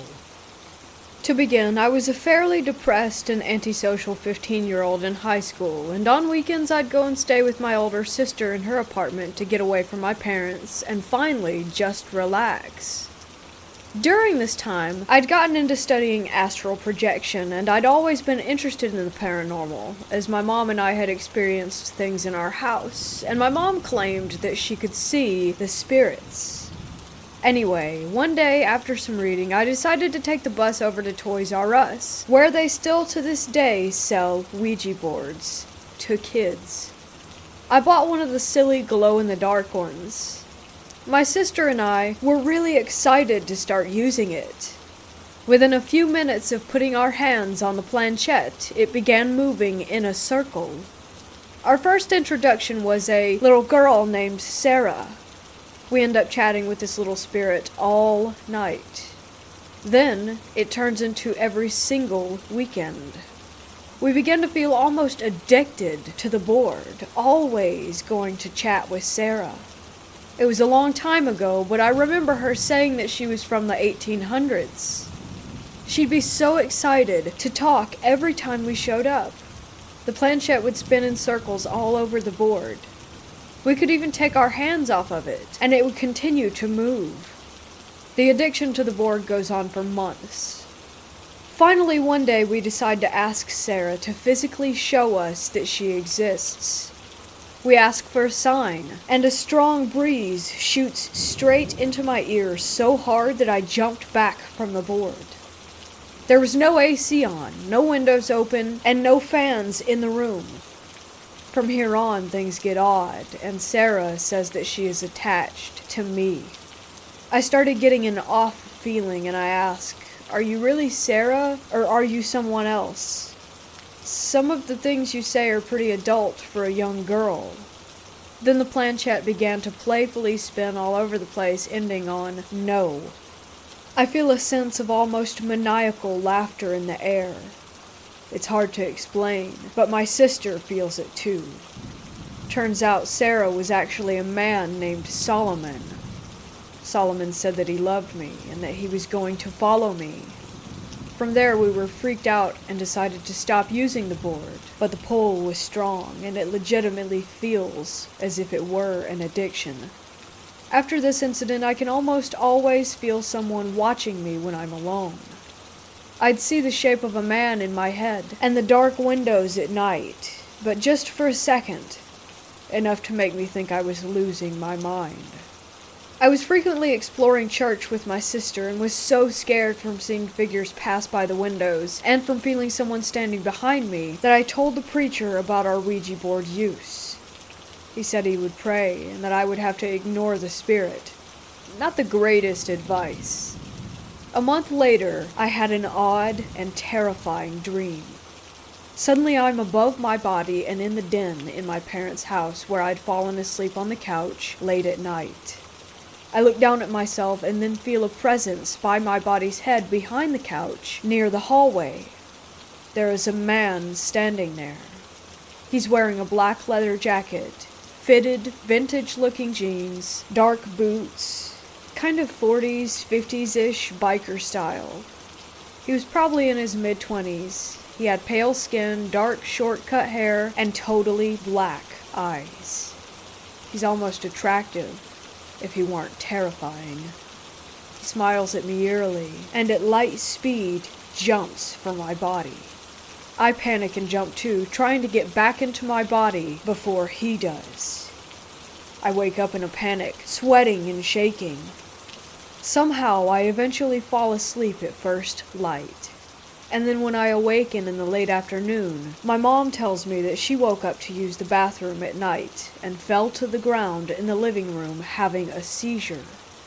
I didn't know what to do or say. I was shocked. Could it have been from the paranormal encounter? Because she's a sensitive too? She used antidepressants frequently and switched them around a lot. But what a strange coincidence for it to happen that night. After that incident, life just continued on. So much of my teenage life felt negative at that age already that I just kept trekking forward, feeling someone behind me on some days not. The energy in my family's home was generally bad. Parents fighting constantly, father using drugs, mom in different phases of her bipolar. Definitely some energy a bad spirit or two could feed on. Fast forward to sophomore year in high school. I used to sit in the corner in band doing homework quietly, and one day a girl known as the school witch comes up to me. We maybe talked a few times, but didn't know each other very well. She simply states, "So there's a man following you, a spirit. I'm going to do a spell for you tonight to make him leave." Once again shocked, I tell her that there has been someone following me. She nods like, yes, obviously, then walks away before I can say anything else. By junior year, I'm dating a boy who lost his brother to suicide, only months before we'd met. One night he calls in a panic and states that he was brutally attacked by a male spirit or demon in a dreamlike yet awake state. He said he felt someone sitting on him and could see a black spirit in the room. He called his brother's spirit to save him. He claims he felt a whoosh of energy and that his brother pushed the spirit off of his chest. He woke up really scared, saying that he'd never felt anything like it and that he'd never had negative spirit encounters before except as a small child. What scares me is that he'd randomly have episodes after this that made him not in his right mind or almost mad. At the time, I'd felt and seen his brother's spirit twice, and it was never a hostile feeling. I felt somewhat protected while dating him because of this, but Solomon's negative spirit was something I still worried about and felt on occasion. Years go by, and I eventually become best friends with a girl whose family ghost hunts. We ghost hunt together, experience some creepy stuff, and I become less fearful. 2 years into our relationship, I get the courage to tell her psychic aunt my story, and she seeks to find out more about this spirit. She connects with him and laughs some. He's 5150, hun. He's absolutely mad. He's not necessarily evil, but he attached himself to you because he likes how easily he can scare you. He doesn't necessarily want to hurt you, but your fear gives him pleasure. In life, it seems, he was quite mentally ill. I was absolutely stunned. It all made so much sense, and how would she know this? After the talk, my best friend and her aunt tell him to F off, and to imagine a white light and to let him know he's not welcome. This seems forward. But one night I feel the presence and it angers me. Years of someone just wanting to scare me. I yell at the empty room that I'm not afraid of him and that he's not welcome. I use sage, imagine white light, and yell for him to leave. I feel a stir in the energy, almost like he's not even that angry to leave. It felt more like an annoyance at losing his fear target. From that point on, I've had the upper hand. There was one more experience with him one day at 25 while in a toxic living situation. This was 6 years after the experience with my friend's aunt.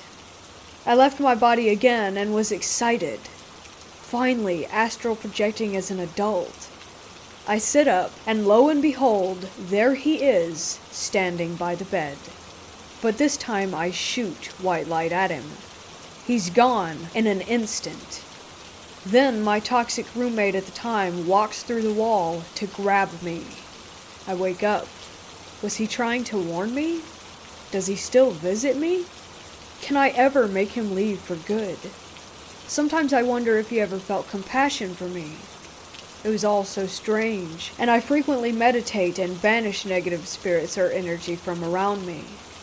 I've shut down a lot spiritually because of these incidents. I constantly state that nothing is allowed to bother me, but I wonder if somehow he'll be there forever. It worries me sometimes, especially because he'd stated on the board that he didn't want anyone to have me. I feel confident that spiritually I am strong, but I've always wondered if there was some deeper level of banishing that I could have, or should have done, or could still do. Anyway, I wanted to share this story because it's been both such a weight and a mystery to me for so many years. I don't know what I believe anymore. Sometimes I wonder if my extremely negative state of mind drew him to my depressed teenage self. Maybe somehow I created this negative entity? I doubt that one, but it is still possible. I feel in a much better place mentally, physically, and spiritually now, so I don't feel threatened by spirits, or really believe that he is around anymore. But who knows? I sage and cleanse my place almost daily and feel it to be a safe and light space. I will say that there is still so much I don't know when it comes to all of those incidents.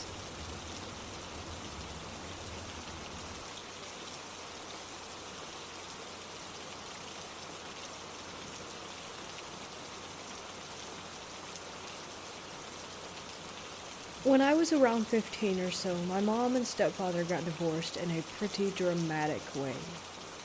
It's like the whole household was just turned upside down. Everyone's routines were off. Mom was out doing something most nights after work. My little sister spent more time with her friends. And I became something of a night owl, usually waiting until the wee morning hours to lie down. Our house was a simple one in a rural area. 2 stories, with a huge backyard sharing a fence with a cow pasture and the entrance to some thick woods. The house had a lot of problems, but I enjoyed taking over the maintenance and gardening work as they gave me something to do when I was feeling depressed. For some perspective, our kitchen windows looked out directly to the fence described above. The left half of the fence bordered one of the back corners of the big cow pasture, while the right half bordered the entrance to the woods, which had a rather overgrown trailhead just barely visible from the kitchen window. For the most part, though, all you could see was overgrown grass and shrubbery, at least 4 or 5 feet high, and some low-hanging trees of mixed oak and cedar. This backdrop added a sort of eerie tranquility to our property, which I appreciated from the first day we moved in. One night, I took a break from my homework after realizing I had stayed up way too late on a Thursday, even for my standards. I went downstairs to make some food, and my dog followed me like she always did. I made a grilled cheese, and while I was at the sink cleaning the pan, I noticed some of the grass from the wood line start to shuffle around. It startled me at first, but as soon as I began to fixate on it, I saw no more disturbance. We lived in wildlife country at the time, so I figured it was probably a deer, coyote, or a cougar. Unsurprising for the latter, given that the farmer who owned the pasture had dozens of cows and sometimes didn't bring them in at night. Strangely, though, I noticed this for several more nights, always when I was doing the dishes after eating. I would look out the window, see the grass shuffle around, then see nothing further when I fixated on the spot. I was always a fan of scary movies, and I tended to be a jumpy kid, so each time I convinced myself I wasn't really seeing any sort of pattern. This changed, though, when my dog would start fixating on the woods herself and barking at night. Furthermore, our motion sensor security light would begin to stay activated sometimes for hours on end, only switching off when I would get to the kitchen to make my midnight snacks. Eventually, I told my mom about all this, and while she initially seemed concerned, she pointed out that we did live behind the woods after all, and so we should expect animals or occasional homeless squatters near our property. She said that if I was concerned, I could always call the police or animal control. I didn't disagree, and for the most part gave the matter no further thought. One night, though, I decided that a 1 a.m. dip in our hot tub in the backyard sounded good. I changed, and my dog and I went outside. I climbed in, closed my eyes, and zoned out like usual. I was whipped awake when I heard a loud crunch, followed by what sounded like someone falling over into some bushes. I stood up, turned around, and shouted, "Who's there?" But no one replied. It was dead silent, and I had the creeps. I put my robe on and went inside. The next day I told my neighbor friend and crush about this, and she thought I was being ridiculous, but nonetheless agreed to go with me to check out that part of the woods to see if there was any evidence of anyone or anything hiding in the direction that I had heard the noise coming from. We stomped through the woods until we got to where we could see the back of my house. We checked every shrub and every blackberry bush, but found nothing. It was probably a coyote or something, deciding on whether or not you'd make a good dinner, the neighbor girl said, snarking. I playfully flipped her off, then laughed, quietly relieved that there was no creepy person stalking me the previous night. Well, of course, I might have been wrong about that, because that night, when I was making my usual sandwich, our security light came on, and I raced to the back door to see what was up. I saw what I could barely make out to be a shadowy, 6-foot-tall or so figure disappear from the trail and into the brush to the right of it. My heart skipped a beat, and my dog, probably sensing my nerves, began barking wildly. I opened the door and shouted, "The fuck's out there? Come out!" Of course, there was nothing but silence. After sitting in the dining room for an hour, I figured that I was being paranoid and seeing what I was subconsciously afraid of being out there. I called my neighbor back, and she, surprisingly, did not call me crazy and told me she would tell her dad about it in the morning.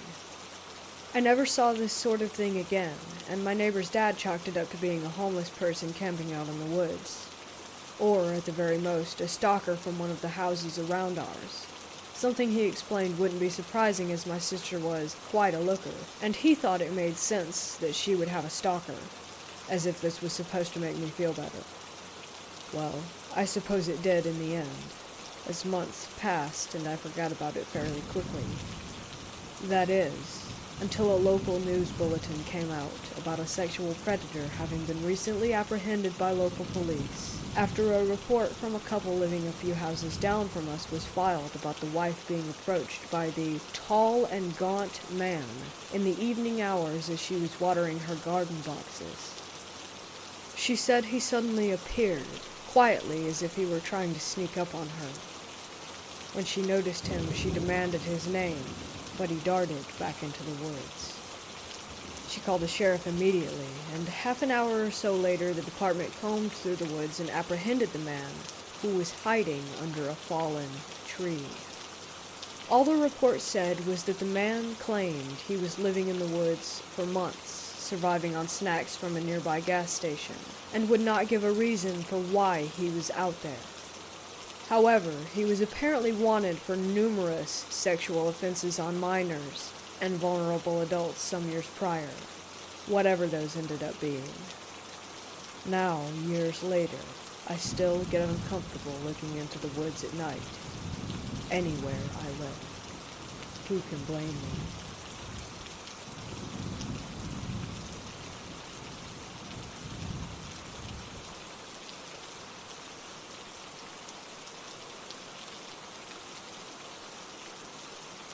I was sleeping the other night, and I remember waking up, or rather, so it seemed, yet it still felt like I was dreaming. I was lying in bed and remember sitting up and seeing 3 figures standing in my room with a dimly lit blue light coming from somewhere that illuminated them. I don't remember exactly what they said, or rather he said, because the one in the middle was speaking directly to me. I remember his mouth opening in a very inhuman way with the jaw extending further than it should be able to. Their mouth and eyes were black. Not like solid black, but a smoky type of black, so sort of gray, but you could still recognize teeth and such. I remember them saying something about them coming in a few days, but I don't remember what it was exactly. I then remember passing back out and waking up, actually waking up, and seeing some dark form dart across the room and hover directly over my bed. My bed is in a corner, so it was sitting or hovering between the wall and I, with about a 4-inch gap at the top at the time. I then felt a very, very intense sensation of dread and heaviness throughout my entire fiber and being, and recall feeling this for a few minutes while it was just sitting there with my back turned to it. Then, out of nowhere, a sense of euphoria and great peace came over me. No longer did I fear or dread anything, but rather I felt happy, at peace, loved. I don't really know how to describe it.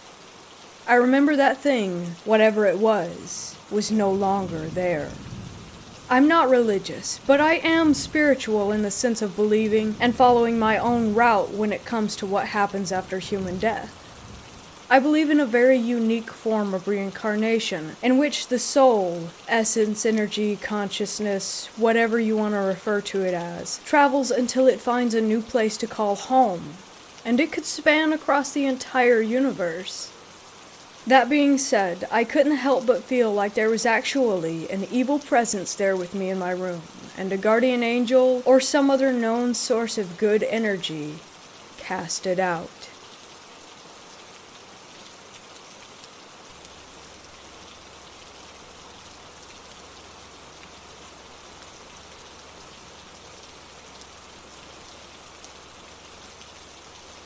A few years ago, my best friend Jay and I decided to start exploring in the desert near a tiny statutory town close to our hometown with an immense expanse of land and an adjoining wild horse preserve. We were hooked immediately, both of us people who enjoy hiking and camping. This place seemed like heaven. It wasn't long before we found an amazing little campsite about 15 miles or so into the desert, far away from any light pollution and even cell phone signal. It's a perfect place with a small reservoir used in the late summer to water free-range cattle, an old corral, and a fire pit carved into the sandstone. We decided we needed to go camping as soon as possible, and planned on having our first camping trip a few days later on my days off. Jay and his SO met me out there with our dogs, and the first day was a ton of fun playing around the book cliffs high above the Grand Junction and sighting wild horses. We returned to camp late in the afternoon, and had a nice time cooking dinner and telling stories around the campfire. Soon darkness fell, and I began to become aware that I had been feeling uneasy. Not wanting to ruin the fun for my friends, I told them I was tired and needed to turn in. I returned to my tent with my 2 dogs and snuggled in, the feeling of unease tightening around my shoulders. I couldn't shake the feeling of anxiety, so I did what I do best and chose to ignore it, turning on a movie that I'd downloaded on my laptop. As the intro played to my movie, I caught movement out of the corner of my eye. I paused the film and stared behind me. I saw what looked like the bobbing of a flashlight behind our camp near the dirt road. The light danced for a few minutes before disappearing. I looked beside me and saw that my dogs were still sleeping peacefully and chalked it up to my imagination before returning to my movie. I must have fallen asleep, because it wasn't long before Jay's SO was waking me up and asking me to come help calm Jay down. When I left my tent, my friend was visibly upset and shaken. He kept apologizing and asking if we could leave. He said he didn't know what was wrong, but that he needed to leave, that we needed to leave now. I told him that I'd been feeling incredibly uneasy, and watched all night, and we agreed to go. Taking only our dogs and pillows, we left our campsite and drove the long 30 miles back home in the middle of the night. The drive back into the town was nerve-wracking. I had to keep glancing in the rearview mirror to make sure that my friend's car was still behind me. It took everything I had to keep my vehicle under 20 miles an hour so that I wouldn't ruin my car on the heavily rutted dirt roads, but it felt as though we were being chased away. The next day, Jay decided to go back for our things. Both his SO and I had to work that day, so he drove out to the campsite in the early afternoon. Everything was as it should be. No animals had touched our stuff or even tried to get into the cooler. But he said that he still felt watched, and as if something wasn't right. A few weeks later, a friend of Jay's was in town visiting and wanted to go camping, so Jay took him back to the spot near the reservoir. He said he experienced the same feeling laying there in his tent, his whole body screaming out in anxiety. He said all of his muscles were tense, and he had the overwhelming feeling that if he were to close his eyes, that something horrible would happen. So he left his tent, not wanting to wake his friend, and decided to take a stroll around the campsite. Before long, he found himself down by the reservoir. This is when he saw a small but brightly intense light darting and dancing back and forth, tucked into the valley below the Grand Mesa, going from east to west. It darted and whirled around. He said the feeling of fear and unease was so intense that he went back to his tent without watching to see if the light went away. We have both had a handful of odd experiences out there following these incidents. I've taken several friends and family members out there to experience the beauty. One summer I was seeing a guy who was interested in checking out the area, so I took him to a spot where we could park my car and explore near the Twin Peaks. We started walking up an oilfield admin road when I was overcome with the urge to climb up the sandstone rockfall at the base of the mountain. My friend followed me, and we hiked up until he found an opening to a cave. We peered in and found that the opening was more like a skylight. The bottom was a good 20 feet or so below us. We decided to look around and see if there was an actual entrance. After a bit of searching, we followed my dog to the entrance of the cave. It was low and slightly blocked off by fallen sandstones, so we had to get on our backs and inch in foot first. When we got in, we saw that we were only in a smaller antechamber, but the smell of something decaying and the feeling of unease we felt told us to leave, so we did. It was only after we got back into the car that I discovered I dropped my favorite vape. It's been 2 years since I lost it, but every time I'm around there, I have the overwhelming urge to return. On one occasion, my mom and I took our dogs out to the desert to run free. I took her to a cool rock outcropping that I call Castle Rock. We hiked up the rock structure and started to make our way around it when we noticed the base of this rock structure was littered with small bones of every variety. This creeped my mom out heavily, but I am sort of a goblin by nature, so I started picking through them for things to take home. My mom told me she didn't feel right, and wanted to walk back down to the Jeep. I told her to please hold on a minute, that I'd been wanting to check this place out, so she stayed while I hiked up the right side of the structure. I found some cool rocks, took some pictures, and enjoyed the view from the top of the rocks before heading down. When I got back to my mom, she was extremely upset, saying that she had been yelling for me the whole time, and that she couldn't find me anywhere. I laughed her off and told her that I was thirsty, so we returned to her Jeep. As soon as we got in, we noticed a volleyball in front of her vehicle. It was maybe 3 feet in front of her Jeep right where we had walked past, with no footprints or any indication as to how it had gotten there. There have been several other strange occurrences, but nothing ever really seems to happen. Only eerie feelings, occasional lights, and the sensation that someone is watching you. but I always manage to convince myself that there really isn't anything going on, besides an overactive imagination, and I always return. I'm incredibly drawn to the area, like nothing I've ever experienced before. I've even taken a couple of solo camping trips, despite being a single female by myself. But I always return, even after promising my best friend and my sister that I wouldn't go out there alone anymore. I always do. Jay refuses to go camping out there anymore, and it takes a great deal of effort to convince him to go explore anymore. Despite the fact that he has hitchhiked from Michigan to Colorado, done solo backpacking and more, he can't stand it. Beside the feeling of being watched when I'm out there, the fixation bordering on obsession with this place kind of makes me nervous. I always feel like I'm searching for something when I'm out there, leading me to go to new places and check out new areas.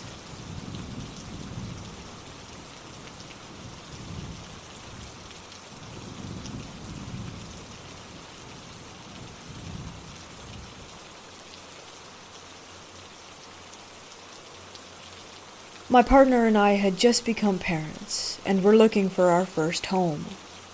We found an older house built around 1910-1920, which seemed perfect. It was next to a good school and close enough to family that could help out with our daughter. Everything seemed great for the next couple of years, but there was always a heavy type of atmosphere that was hard to explain. And we had this feeling like we were being watched all the time. My wife was the first to notice it, and I would always brush it off as if there was nothing to be scared of. I always carried that mindset, as I was highly skeptical of any type of paranormal activity, and I always trusted the whole "if you can't see it, then it doesn't exist" paradigm. How wrong I was, it turned out. The initial signs were that things would go missing and then suddenly turn up in the most peculiar of places, like photos, and my watch, which ended up in the bathtub. But most of the time, things seemed to find their way into the wardrobe that was in the master bedroom.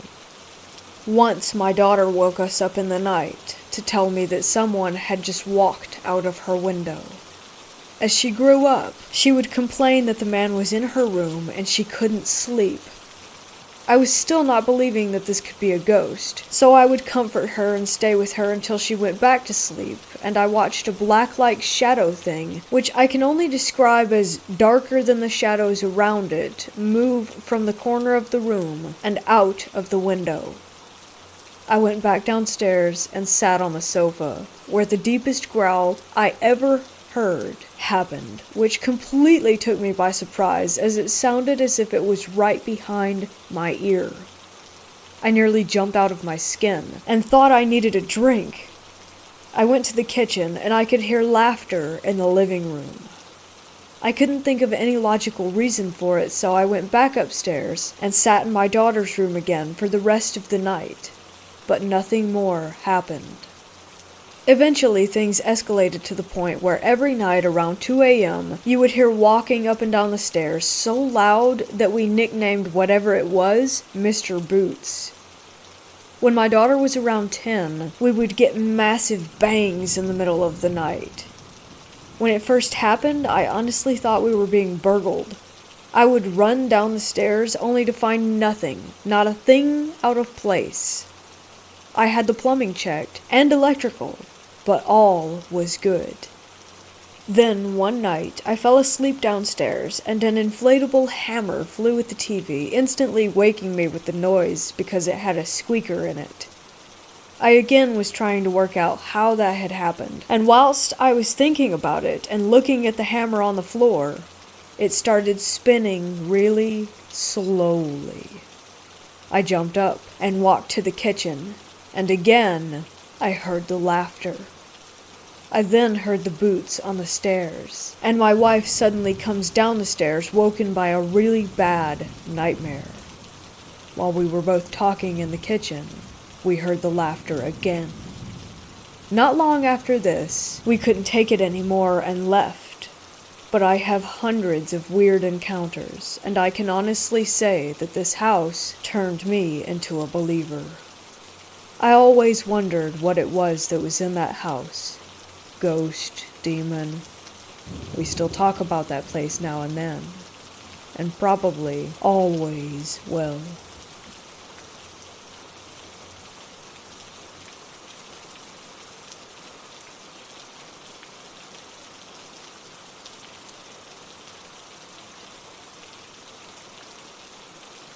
This happened a few years ago while I was still in college. My best friend of many years is back in town, so we decided to get together and we stayed out fairly late, but hey, we're college kids, nighttime is our thing. My friend is very, very Catholic, and she decided to drive us this night. Mind you, neither of us was doing any drinking. After many shenanigans and lots of catching up, it was time to go home. It was probably around 2, 3 a.m. Still not exhausted, but she definitely was. Well, I'm staring at her dash where one of her many Catholic baubles were in the car when we get to the last light before she drops me at my house. I look out the window, as one does, and was met with the person in the car next to us staring into the car, and I kid you not, I screamed. The guy had gray skin, black eyes with no white, and a smile that was too long with sharpened teeth. He didn't break eye contact with me, and I was freaking out. My friend was completely oblivious until I said her name. She somehow didn't hear me scream. I, as calmly as possible, told her to look at the guy in the car next to us, and then she silently screamed too, and then proceeded to freak out and gunned it out of the intersection. Once again, this was 3 a.m., the light was still red, and she was not having this. She sped to my house and had me watching behind the car to make sure that we weren't being followed, whilst praying aloud, something she never does as she knows that I'm not religious. A few very short moments later, she pulls up in front of my house. She also put her high beams on as I walked to my door because she was, again, not about this. After I was safely inside, she called my cell and had me on the phone until she made it to her house all of 3 minutes later. We were both really shaken up about it the next day, but we never talked about it again. Anytime I've tried to bring it up, she shudders and changes the topic immediately. She did tell me she went to be blessed the next day, on a random Tuesday.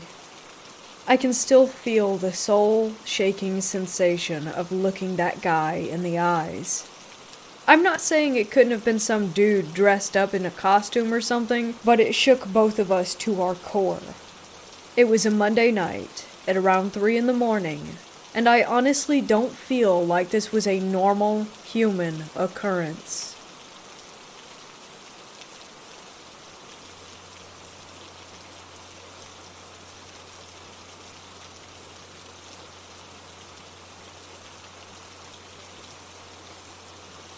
This happened about 3 years ago, but has really affected how I think about ghosts and the paranormal ever since. When I tell my friends, some of them find it very creepy, while others say they don't believe in any supernatural things, and while it is odd, they feel there must be some other explanation. I took a family vacation, me, my parents, and 2 siblings, over Christmas. All of us were already adults at this time, and while my family is agnostic and holds out judgment for the afterlife, none of us are religious or believe that there is a true afterlife with heaven or hell. That said, my parents thought it would be fun for us to stay at a haunted hotel in Jerome, Arizona on our way to a resort town further down the road. This whole town is supposedly haunted, but especially the hotel, which used to be a mental hospital that has long since been converted. We checked in, and were given 2 of the most supposedly haunted suites because we needed 2 large adjoining rooms for everyone to fit. So far, everything was normal, until we got to the room. My mom and sisters suddenly smelled something they described as putrid in a spot in one of our rooms. I couldn't smell it, so dismissed it and moved on. We took a walk around the town, and I asked a bakery owner about the haunted stories, and she said it's just accepted that sometimes things fly off her shelves at home, but nothing hostile. Here is where the weird stuff starts. We signed up for the nighttime tour of the hotel and a largish group of people, and we were all given electromagnetic readers while we walked around and heard the stories of the mental patients that died there. Halfway through the tour, my dad and sister hear a sound and turn around to see the doorknob of the room next to them shaking and rattling incessantly. I didn't personally see it, so by this time I was getting bored. I always thought it would be cool if ghosts existed, but didn't really believe they can do anything to affect the physical world. I asked my sister to take some Instagram pictures of me in a cool-looking couch in one of the haunted suites, and she took some quick shots. I passed my hand over the table in front of me to pose, when I felt an extremely cold, chilling sensation in my hand and wrist, and told her to stop. When I looked at the photos, I was shocked. I have a series of 3 pictures where you can see that I'm switching around with a startled look on my face, shaking my hand, and there is a white cloud streaking through my hand and wrist in the photos that appears and disappears throughout the 3 frames. Needless to say, I was frightened. I was no longer willing to sleep on my own, so I took the bed with my mom. Yeah, sad, I know. My dad and sister slept a bit and went to walk around in the middle of the night in the boiler room where they said they had felt some weird stuff. I don't remember exactly what happened, but one of them felt a strong chill on their back.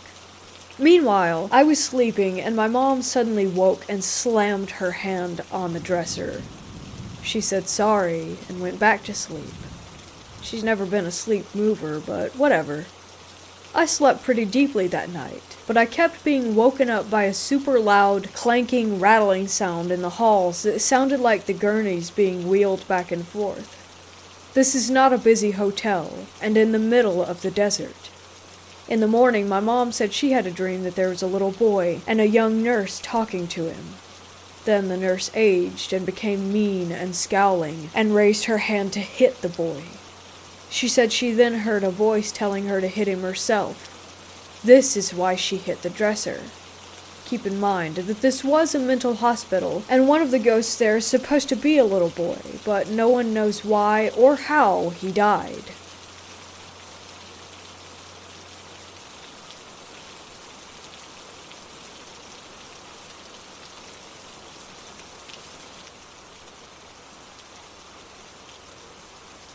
A while back, I was chosen to be in an indie film about jinns, basically the local versions of demons. Before I continue, there are 4 things you should know about them. 1. It is said that they can take the form of animals and humans with circle eyes, literally circles for eyes. 2. They are supposedly born from smokeless fire. 3.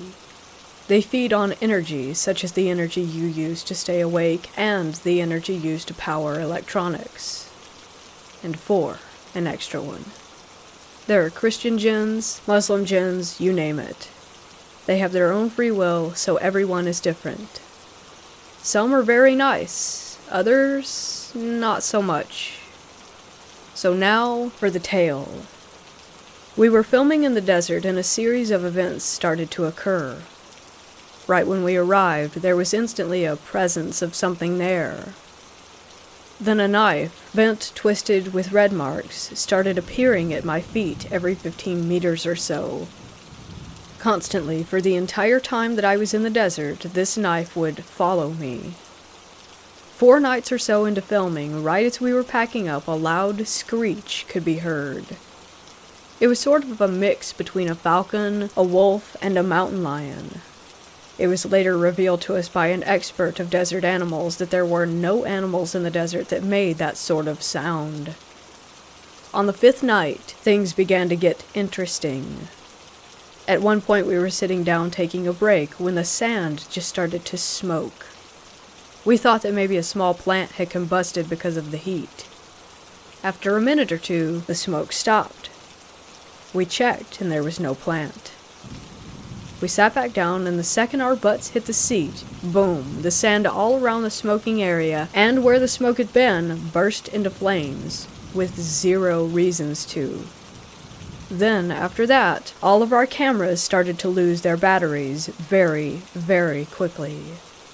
This was frightening because 1, it meant that we had to stay there longer, and 2, as mentioned in number 3 at the top, they feed on energy. The next night, albino scorpions, which are extremely rare, started sprinting toward the actors, literally going at full speed. We were forced to kill these rare creatures by burning them with a torch, and every time one died, 2 would replace it. Literally, 2 more would come out of nowhere, full speed ahead. This continued for several minutes. Things like this kept happening for the entire 2 weeks or so that we were at the site. When we finished filming, we split up for a bit to let the director edit some stuff. Then we had to film parts at a house. It is important here to mention that the movie was called 3 a.m. We were talking and one of the actors stated that since we had to split up, he had woken up at 3 a.m. every morning, his dogs going crazy, his alarm clock going off, and his AC setting itself to 3 degrees Celsius. 2 of the other actors revealed that the same thing had been happening to them. At the same time, I had never felt alone while I was in my room at night. Something was watching us. It followed us home. Since then, we have finished the film. I've started praying for protection every night based on the events that have happened. The actor who originally had the alarm go off at 3 a.m. moved to another house. Another actor moved to Canada. We were filming in UAE, which is in the Middle East, so this was pretty far away. The second actor also moved internationally, and I am moving in 4 weeks or so. I'm just hoping that it doesn't follow me home again.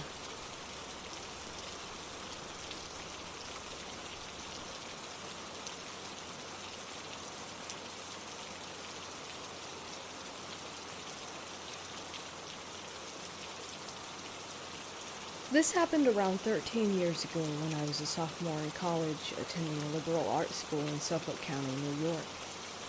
Within the first month or 2 of freshman year, I had found myself in a very tight-knit group of fellow theater geeks, 6 guys, myself included, and 1 girl. And they all loved horror movies and ghost stories.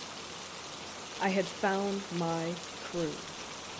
Freshman year was tough, but we all held each other up and made the whole experience more enjoyable for one another. At the beginning of sophomore year, we decided that in October, as the Halloween season was ramping up, we would find a creepy, wooded spot in a nearby town some night and scare the crap out of ourselves. We did some research and found that there was a particularly isolated area about 30 minutes away, infamous for paranormal sightings. Perfect. The 7 of us split into 2 different cars and headed out into the night. Allow me to set the scene. You turn off of a very busy main road, flooded with strip malls and restaurants and whatnot, and you're almost immediately greeted by complete darkness. Again, this area was very heavily wooded. It was essentially a large web of winding roads surrounded by trees. Very few streetlights and very few houses. Without a GPS or a good sense of direction, one could easily get lost in there. We all made sure to have fully charged phones and flashlights just in case, but the goal was to keep driving until we collectively decided to pull over and go exploring. So, per the directions, we made a left off of the main road, driving about 30 minutes or so into this dark network, picking directions at random, just getting intentionally lost. Our cars made a turn and, to our surprise, there was a huge log in front of us. We had reached a dead end of some kind, with nothing but trees beyond it. We all got out to see exactly what this was, stepped over the log, and noticed 2 narrow trails leading off in different directions. This seemed like as good a time as any to grab our flashlights and do some amateur ghost hunting. We flipped a coin and set off on the trail to the right. The trail was so narrow that we had to walk single file to avoid getting whacked by branches. For whatever reason, I ended up in the back. I'm usually pretty rational and level-headed, but I have to say, the further we went in, the more I was overcome with an uneasy feeling. I kept hearing sounds deep in the woods, unable to shake the sense that we were being watched. But I seemed to be the only one who heard these things, so I shrugged it off as my imagination. In any case, the whole point of us being there was to get scared, not to mention the fact that we were 7 able-bodied college students. What would we come across that could take us down? We headed down this trail for about 20 minutes, and just when I thought it would never end, we came to a massive clearing. And I mean massive. It was a large, open field of unkempt grass. Comparable in scope to a golf course, but not nearly as well manicured. The trees surrounded the entire field, which was so large we could not see the end of it from where we were standing. I was so thrilled to get out of that narrow trail, but I don't think any of us were expecting to find an area so vast. One of us looked to the right and said, "Hey, check that out." We all turned and there was an old, dilapidated house several hundred yards away. The house was completely dark, with no cars or signs of anyone actually living there. We walked over and shined our flashlights at it, and sure enough, the windows and doors were all boarded up. I peered between the boards on one of the windows, and what I could see was an old white couch covered in plastic, but an otherwise empty room. Whoever used to live there, they were long gone. Because there was no way in, and because we all felt sufficiently creeped out by the house anyway, we all decided to walk closer to the trail we had come in from, have a seat in the field, and figure out where to go next. We walked back towards the narrow trail, but before we could sit, my friend Mark stopped what he was doing. His expression dropped, and he pointed. We all turned, and on a very far side of the field, directly across from where we had come in, we could see someone tall, lanky, and pale dancing among the trees. By dancing, I mean that it was skipping around, grabbing a tree, swinging around it, and then doing the same thing to another one. Basically kind of like a do-si-do type motion. The moon was so bright, and the woods were so dark. It actually took a second for us to really understand what we were looking at. Jay, the 6'4" skeptic of the group, wasn't seeing it. I leaned into him, pointed in that direction, and said, "Jay, look where I'm pointing. Don't you see that?" He squinted a bit, and the second that he did see it, he gasped with everything that he had, clutched my arm, and whispered, "What the fuck is that?" What happened next sent shockwaves through all of us. Whoever it was, they stopped dancing, looked in our direction, and started charging straight at us. Without even thinking, we freaked and ran back to the trail. Yet again, Jay was the only one who didn't see what was happening. He shouted after us, "Guys, what is it? Where are you going?" After about 15 seconds of running like hell, I heard Jay scream, "Holy shit!" I looked back and saw his flashlight following the rest of us into the trail. While the walk into the woods took about 20 minutes, we made it back to our 2 cars, hopped in, and were peeling away in closer to 5. Once we were at a safe distance, we pulled over, got out, and checked in with each other about what had just happened.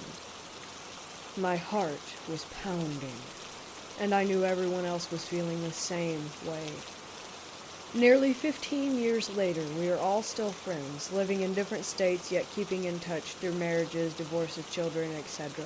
But occasionally, out of the blue, one of us will send a group text to the others, something to the effect of, "The woods, that really happened, right?"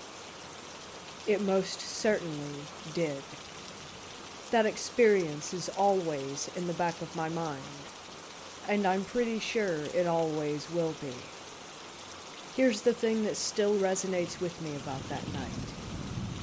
Whoever that was, they were dancing maniacally in the woods at 1 in the morning, and then ran directly for a group of young adults, not at all fazed by the fact that they were severely outnumbered.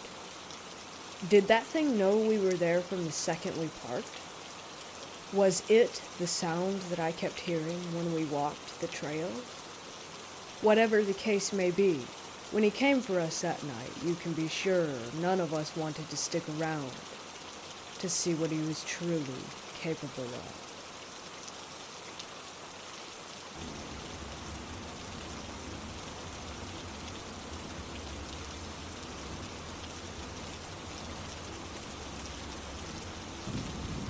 This happened to me when I was in high school. I was at my friend's house at the time, who lived in an apartment building. She had a neighbor who lived upstairs, and was a few years younger than us, who we hung out with when I visited my friend's apartment. On this specific day, my friend's neighbor mentioned that she had a Ouija board, and asked if we wanted to use it with her.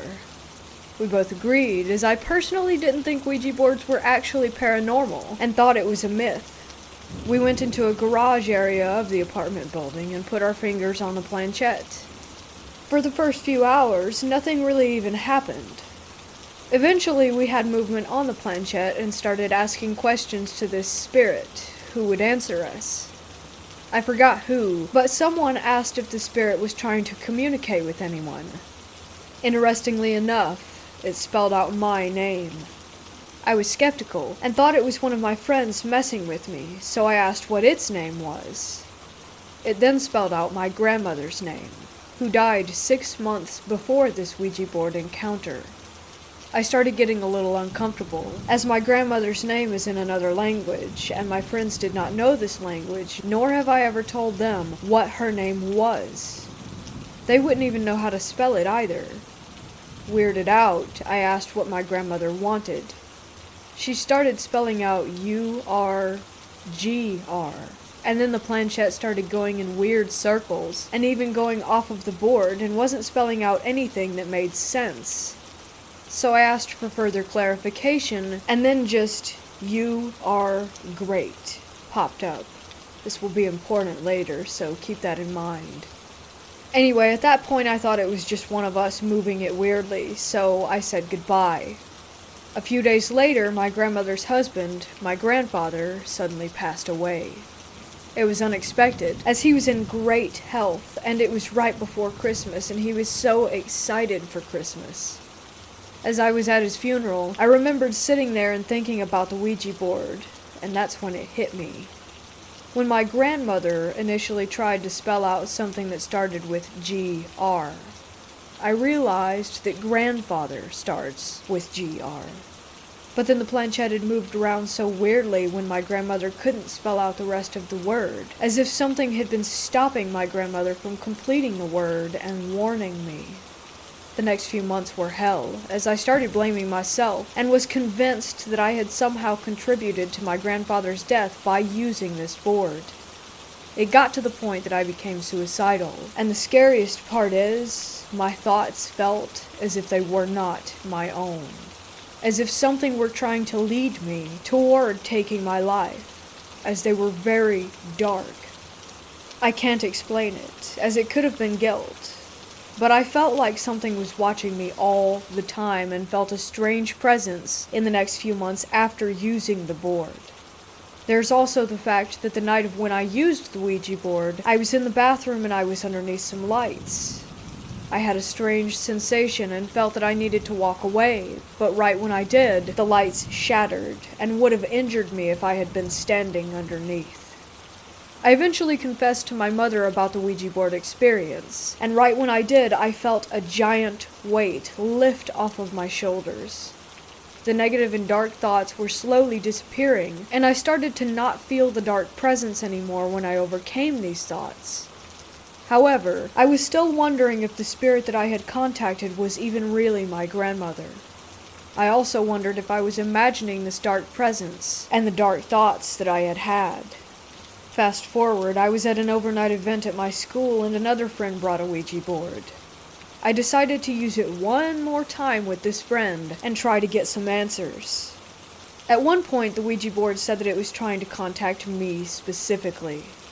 When we asked who it was, it then started spelling out D-E-V.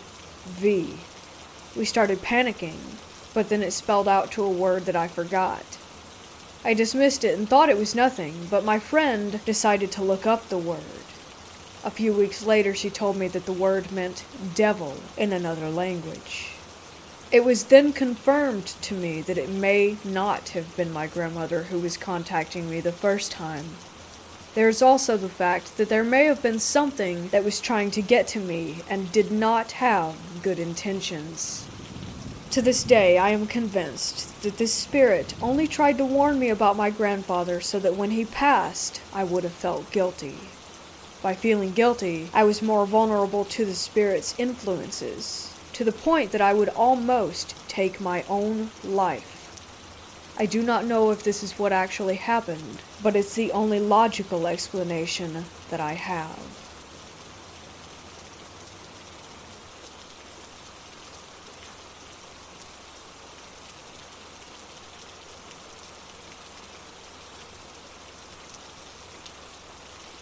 There are many stories from border crossers.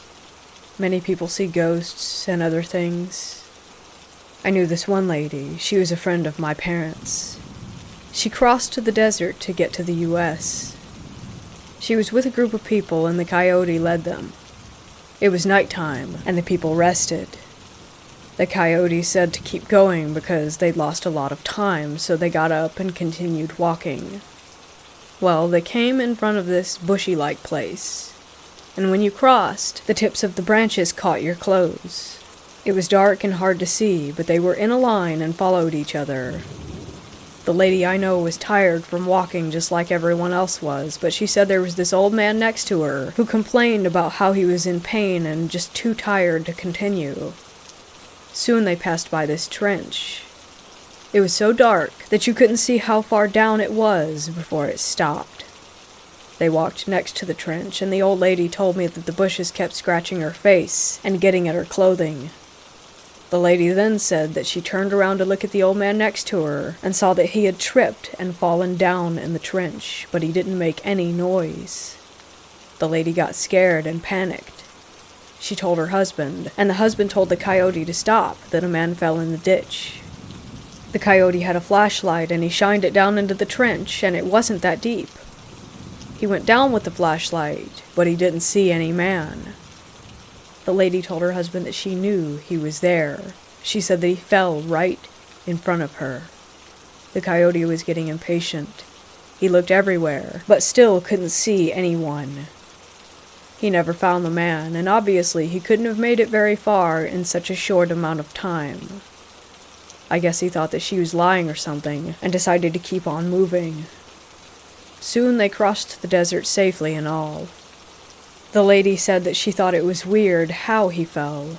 She said that it was a trip, but it was like he was sinking in his fall.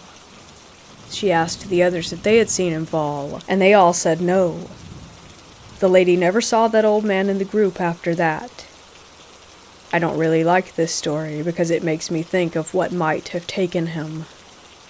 I also heard that there are giant bugs in the desert or something like that. My family visited her house. When she told us this story, I was super scared and kept thinking about it at night. There are many people crossing the desert that have seen dead people walking around and see weird things following them at night.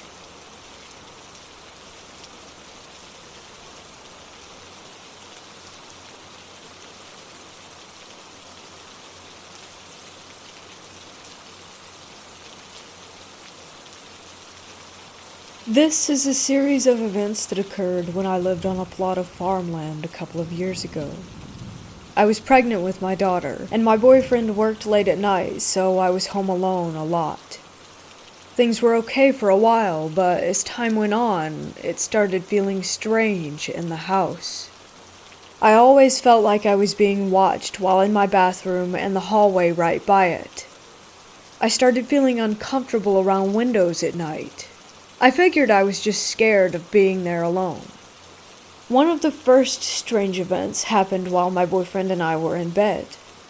While watching TV, I saw the door handle to our room slowly turn as if someone were about to open the door, but then it turned back. It caught me off guard, and I was trying to get my boyfriend's attention, but it stopped when he finally looked. Things began falling off the surfaces outside where my boyfriend would go to smoke cigarettes. He told me he would feel breathing on his face while in bed. He told me several months after it started happening, thinking that it would freak me out if he told me. He's not the type to jump to it's a ghost conclusion. After I had my daughter, I was even more scared to be in the house by myself. I even began locking myself in our room every single night. One night, I was waiting for him to come home from work. It was around 3 a.m.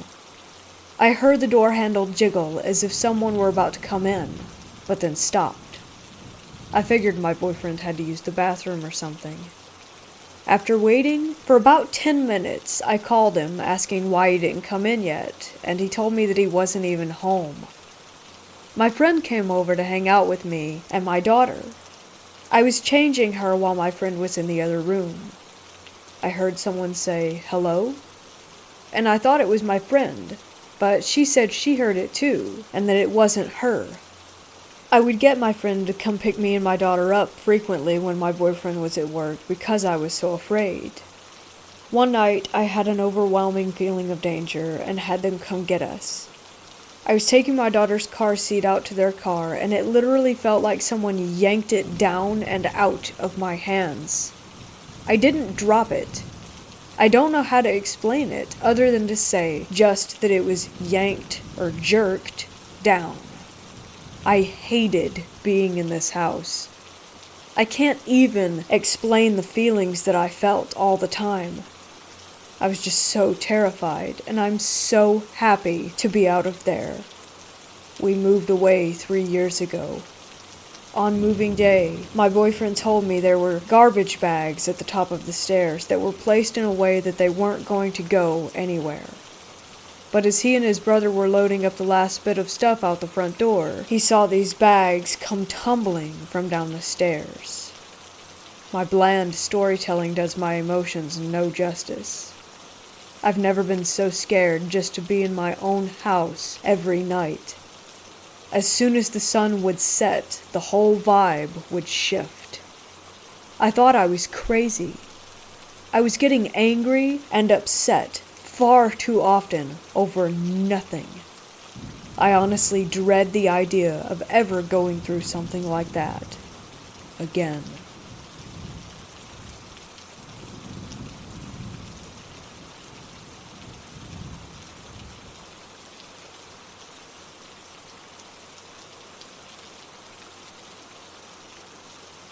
My boyfriend at the time and I went to Key West in 2014 for vacation back in my junior year of college. Doing some bar hopping, we went into the main strip's Coyote Ugly bar. I ended up sitting next to this very thin, dark-haired woman. When I asked her if it was all right if I sat there, she turned her head toward me in an incredibly slow manner. She nodded her head up and down, equally slow.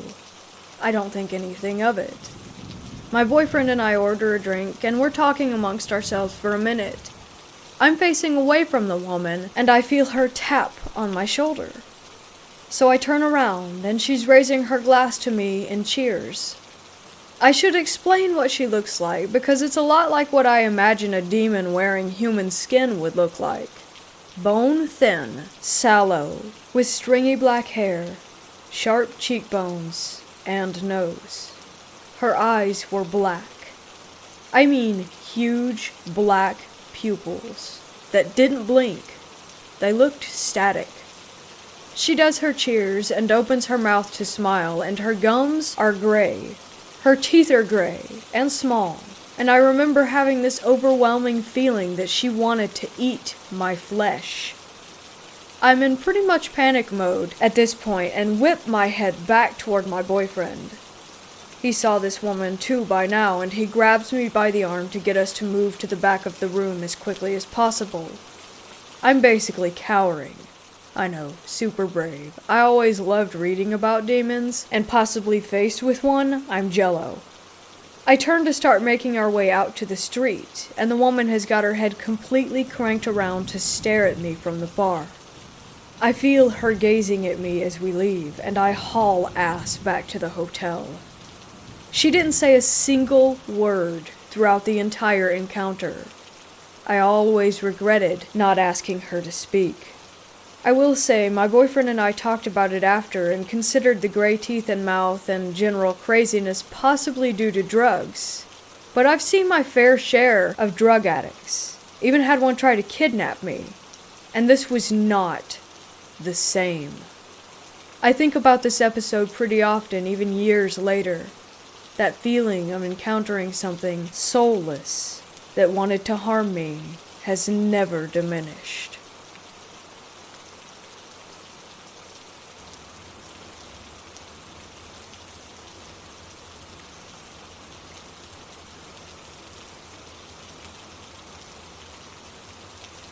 I have always been interested in the paranormal and going ghost hunting, as me and my friends called it.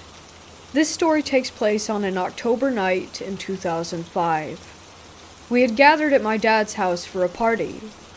We lived way out in the country in an old farmhouse. We decided to drive up the road to an old cemetery because one of my friends showed up with a Ouija board.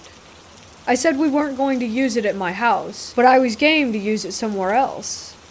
About 6 of us piled into different vehicles and took off. When we got there, we set the Ouija board up on an old concrete barrier that surrounded the entrance of the cemetery. For context, the cemetery was set on a hill surrounded by cow pastures, fields, and trees.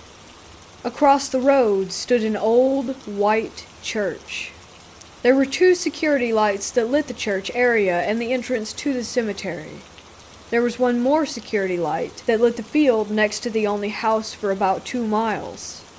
We all stood in a circle, planchette in the centers, hands all on it. My friend led the seance and asked if there was anything in the cemetery with us. At first nothing happened and we all stood still and quiet. Then the planchette slowly moved toward yes. Immediately we all started accusing each other of moving it, but everyone swore that they didn't. An eerie feeling fell over us as the planchette moved back to the center of the board. About that time, we heard what sounded like wind initially, but began to get closer. It sounded like the footsteps of multiple people running in circles all around us. We were all wide-eyed, looking at each other when someone said, "I'm out." Another person said, "We have to tell it bye or the spirits will follow." The leader of the group spoke to the board and said something along the lines of, "We are saying goodbye to you," and the planchette quickly jerked to no. It was pretty obvious by how shocked we all were that none of us had done that. Mind you, the sound of the footsteps are still surrounding us. The planchette moves to the center and we say bye again. Again it moves to no, then back to the center. This time we all say it together, my friend's idea, and slowly, agonizingly slowly, moved the planchette to the word goodbye. We were relieved and took off running to the cars, which were parked at the entrance of the cemetery on the side of the road. Me and a buddy jump into my truck, and I hear my friend scream something about not being able to find their keys. She checks the ignition, her pockets. All our friends check the car and their pockets. No keys. Everyone else loads back into the truck, and we speed the 3 miles down the road to my dad's house. My friend searches her purse and pockets for the keys again, and again we couldn't find them anywhere. Eventually, someone takes her home, and she says she'll get her spare and get a ride back to her car in the morning. We were all too scared to go back and look that night. The next day, my friend searches the cemetery and never finds the keys, even in broad daylight. We hadn't walked around a whole lot, and where we used the Ouija board was very close to where we had parked our cars. Me and several friends scoured the entire cemetery over the next week or so and never did find them. My friend said she was 100% positive that they were left in the ignition when she got out of the car. It's where I left mine, and a common practice in the area where I'm from, which, like I said, is pretty rural. This was by far my scariest, but not the only, Ouija board experience that I have.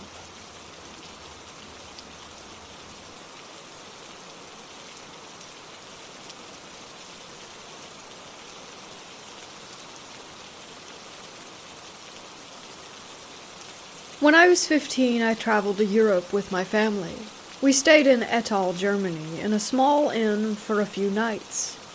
My parents had a double bed on the second floor. My sisters had the double bedroom next to theirs, and I was lucky enough to have a single room all to myself at the far end of the hall. When we went to check into our rooms, as soon as I entered the hallway our rooms were in, I remember almost feeling as though I had walked into a wall of, I'm not sure what to call it, bad energy. I just felt so unnerved and uneasy in that hallway, but I passed it off as an overactive imagination. I slept the first night without any issues, other than just waking up a few times. The next morning at breakfast, one of my sisters mentioned feeling really uncomfortable in the hallway, almost as if the air were crushing her.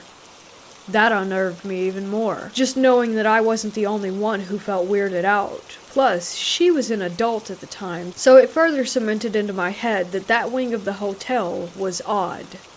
Later that night, I'm sleeping peacefully when at about 2 a.m., I'm woken by something ripping the covers off of me and being jerked about 2 feet toward the end of my bed by my ankle. At first, I thought someone had broken into my room, because when I turned toward what had grabbed me, a huge, looming black shape was visible in the darkness, as if a man were in there with me. I frantically flipped the light on, only to have there been nothing there. The window was locked from the inside. There was no one in the closet or the bathroom, and my room was also still locked from the inside. I stayed up the rest of the night, terrified.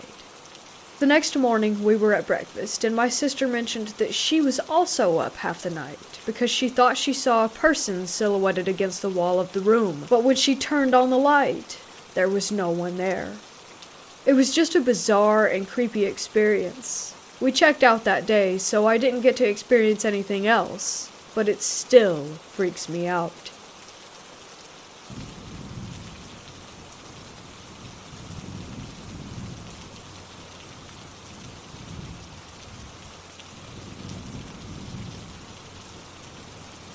When I was young, I lived in a small, one-story house in a bad community a little ways south of Atlanta, Georgia. My parents bought the house when there were no other houses in the neighborhood, save for 1 or 2 neighbors that weren't exactly close enough to really be counted as proper neighbors. Well, by the time that I had come along and gotten old enough to play outside on my own, there were way more houses. It wasn't a huge neighborhood or anything, but it was way more built up than when my parents originally moved there. Behind my house, there were some woods. The woods were pretty dense, and went on for a few miles before there was a middle school and its football field. Sometimes at night, if it was clear, you could see the stadium lights glow way beyond the tree line. Anyways, in these woods I discovered a creek. My parents told me that when they first moved here, there were all sorts of fish and crawdads living in there. But when I first discovered the creek, I found nothing except for maybe a few tiny minnows. Maybe 5 or so spanning a mile, both up the creek from my house and down the creek. As I mentioned earlier, I didn't live in a very good area. The news was always talking about some shooting or drive-by, but where my neighborhood sat, it was usually more tame. This was in the early 2000s, and I didn't have internet or any sort of gaming console, but it was fine because I loved being outside anyways. Even if the mosquitoes were literally the worst, and I have a more severe allergic reaction to their bites. My favorite place to go and hide was out by the creek. But one time I went down, I remember seeing more vultures and scavenging birds flying around and sitting in the trees than normal. But no big deal. It was probably just a dead deer or something. I made my way to the creek and rolled up my jeans to stomp around in the water and kick up mud or whatever I used to do. But before I even finished rolling up my pants legs, I saw something. Still bent over, I was pretty close to a sickly pale, decently fresh-looking, human finger. It startled me for more than one reason, and I shot up like a rocket. There was nothing else around, though. No signs of other people, no blood, no body. Just a finger in the creek behind my house. It bothered me, but I was one of those weird, quiet kids, so it was a few months before I said anything. As it turns out, A few doors down, there was a man hiding from the FBI in his sister's house. I never found out if he was an actual killer or anything, but I do remember waking up one night to see SWAT trucks and officers outside. One of the officers knocked on our door to ask my parents a few questions and to check to see if things were all right, and I remembered the finger. Of course, it was months later, so I doubted that it was still there and said nothing. I never heard anything else related to the guy, or the FBI, or the finger. But in my 8, maybe 9-year-old mind, it all seemed connected. And to this day, I'm pretty sure there was a murderer a few doors down from me when I was a kid.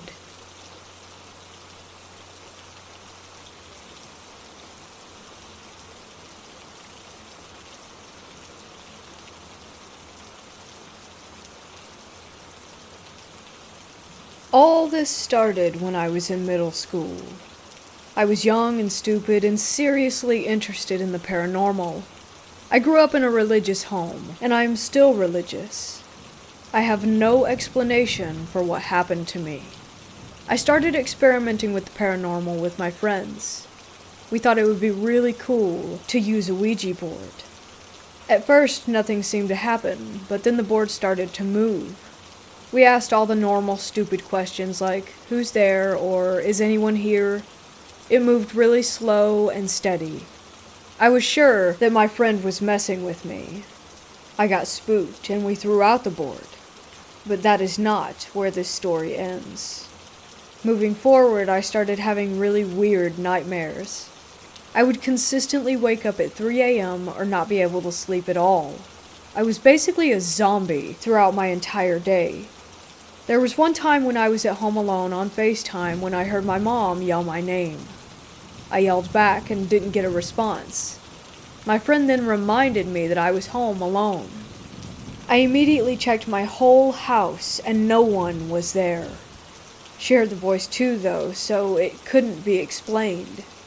I continued hearing voices and knocks and was still unable to sleep. There was one time where I was in my room doing homework and someone pulled my hair so hard that my head actually yanked down. I got so spooked that I ran to my dad and told him what had happened. He obviously didn't really believe me. My brother started noticing weird things too, and that's when I got really uncomfortable. He and I were in my room, and I went to the bathroom. When I came out, his face was stone white. He claimed he saw a little girl run past my bedroom door. It couldn't have been me because I used the bathroom connected to my room. We don't have any other siblings. Another time I was on FaceTime again with a separate friend and I had my phone out in front of me when I walked into my bathroom. My friend asked, "What is that behind you?" And as soon as she said that, the lights shut off. I sprinted to my brother's room and of course nobody believed me again. The icing on the cake though was when I was asleep one night and I woke up suddenly. It was 3 a.m. again and I was completely paralyzed with fear. I couldn't move. All I could see was a hooded figure in all black staring at me from the corner of my room. I couldn't see its eyes. I just knew that it was looking at me. It began to float toward me, and then pressed all of its weight on my chest. I couldn't talk or move. After silently crying for what felt like forever, I finally croaked out the word Jesus, and it fled from the room through my door. After that incident, I told my mom everything about the Ouija board and the experiences, and she finally believed me. She could see how scared that I truly was and knew that I couldn't be lying. She immediately got to work and blessed me and the house.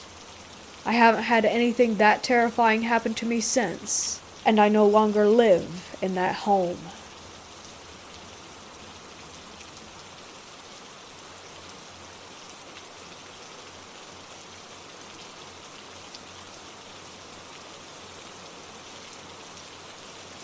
"25 years ago, we moved homes. It wasn't in the greatest of areas, but it was better than we were previously. I shared a room with one of my 4 sisters. We had a TV in our room, but the remote control was broken, so we never used it. It stayed on Channel 5, the TV Guide channel. After a few months of living there, the TV in our room would randomly turn on every night and switch to Channel 33, which was usually Seventh Heaven or Full House that would be playing. No one in my family ever watched that channel. We didn't think anything paranormal about it. The house didn't feel creepy. Everything was fine aside from the TV turning on. Eventually the channel would change to a station with just static, and the volume would turn on all the way. It would scare us and wake us up every night, so we unplugged the TV. Ever since the station had changed to static, the vibe of the house felt different. It was heavy, and my sisters and I always felt afraid, but we didn't know why. After a year living there, we would experience weird things. Lights turning off and on, random noises, hearing kids. Our aunt lived downstairs, and she was always keeping her room locked, even when she was home. One day my sister and I went downstairs to grab the vacuum, and we heard jumping on my aunt's bed, and her door was wide open. My aunt was at work, so we poked our heads in to see who was there. We saw no one, but heard kids laughing and the bed moving, once again as if someone were jumping up and down on it. A few days later, we were playing in the living room upstairs and we heard a cough coming from down the hall. We went to check on who it was, because no one was home aside from my sisters and I, and we were all together. We saw a man in black pointing to my sister's room as if he wanted us to go. We were terrified, so of course we didn't. We stayed put until my parents came home. When they arrived, we told them what happened. They went to check out my sister's room, and there were scratches and crayon marks all over the wall and ceiling. We ended up moving out of the house when my aunt was sleeping with her door locked, and in the middle of her sleep, she heard the voices of 3 different men. When she tried to open her eyes, they were held shut. They choked her and laughed. She tried to scream for help, but she couldn't make a sound. She eventually passed out, and when she woke up, she felt as though she had been beaten. Her door was still locked, and everything was still in place. We thought it was sleep paralysis, as there were no signs of anything that happened. But later on that day, and within the next few days, there were bruises all over her body and around her neck. We couldn't explain what had occurred.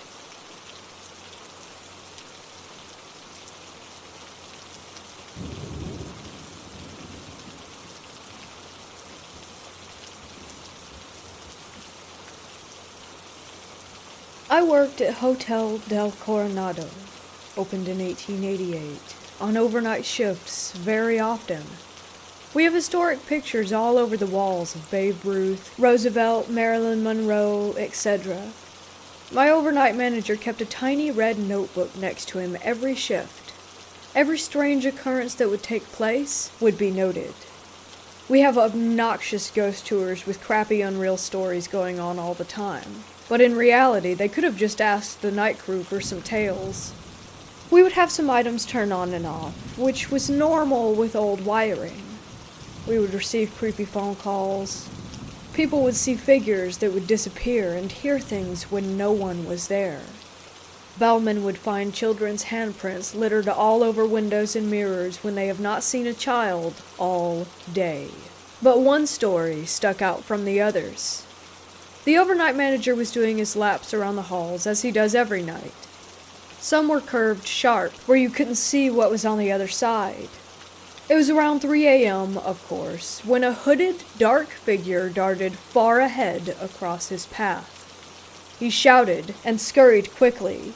He turned the tight corner to find an empty hallway and a room door. No sign. It was just open. My manager sat, puzzled, thinking of how he had never entered that room and was curious of the layout of it. In hospitality, you must be able to describe every inch of the rooms.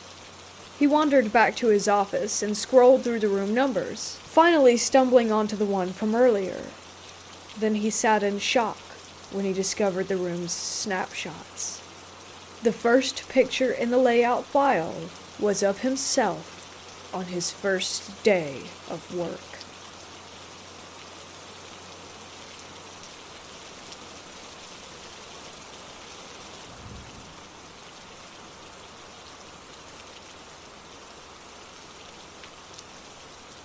My wife is a travel nurse, and we've been living here in Gallup, New Mexico for about 3 months now.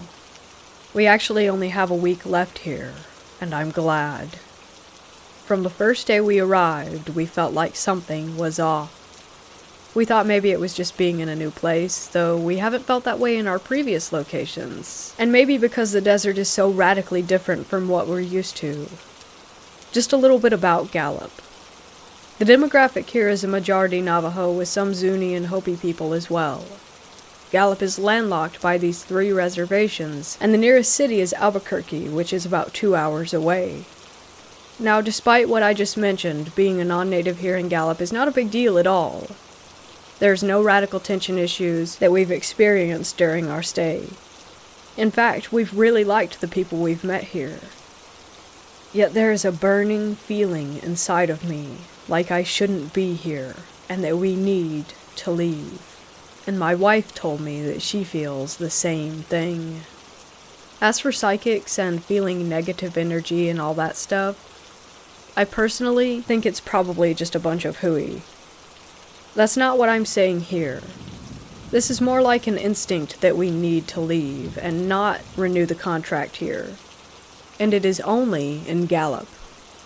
We stayed in Ruidoso a few years ago and loved it there. We have traveled to many places surrounding Gallup and felt fine, but as soon as we came home from the trips, there was that feeling of something being not right.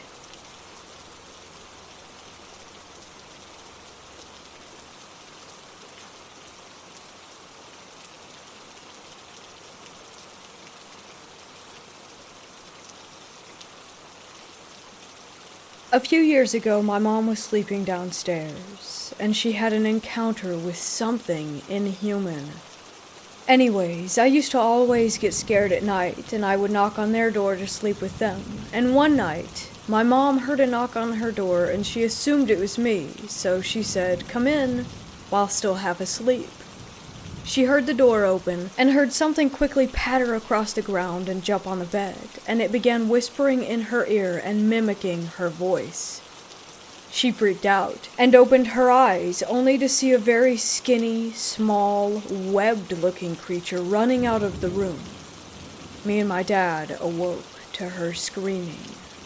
We believe the house was haunted because we all had paranormal experiences there. We believe it came to be haunted because the previous owners performed satanic rituals, etc. When I showed her that Skinwalker picture that kind of went viral, she said they looked really similar. But we don't know if this was a Skinwalker or a malvoyant spirit.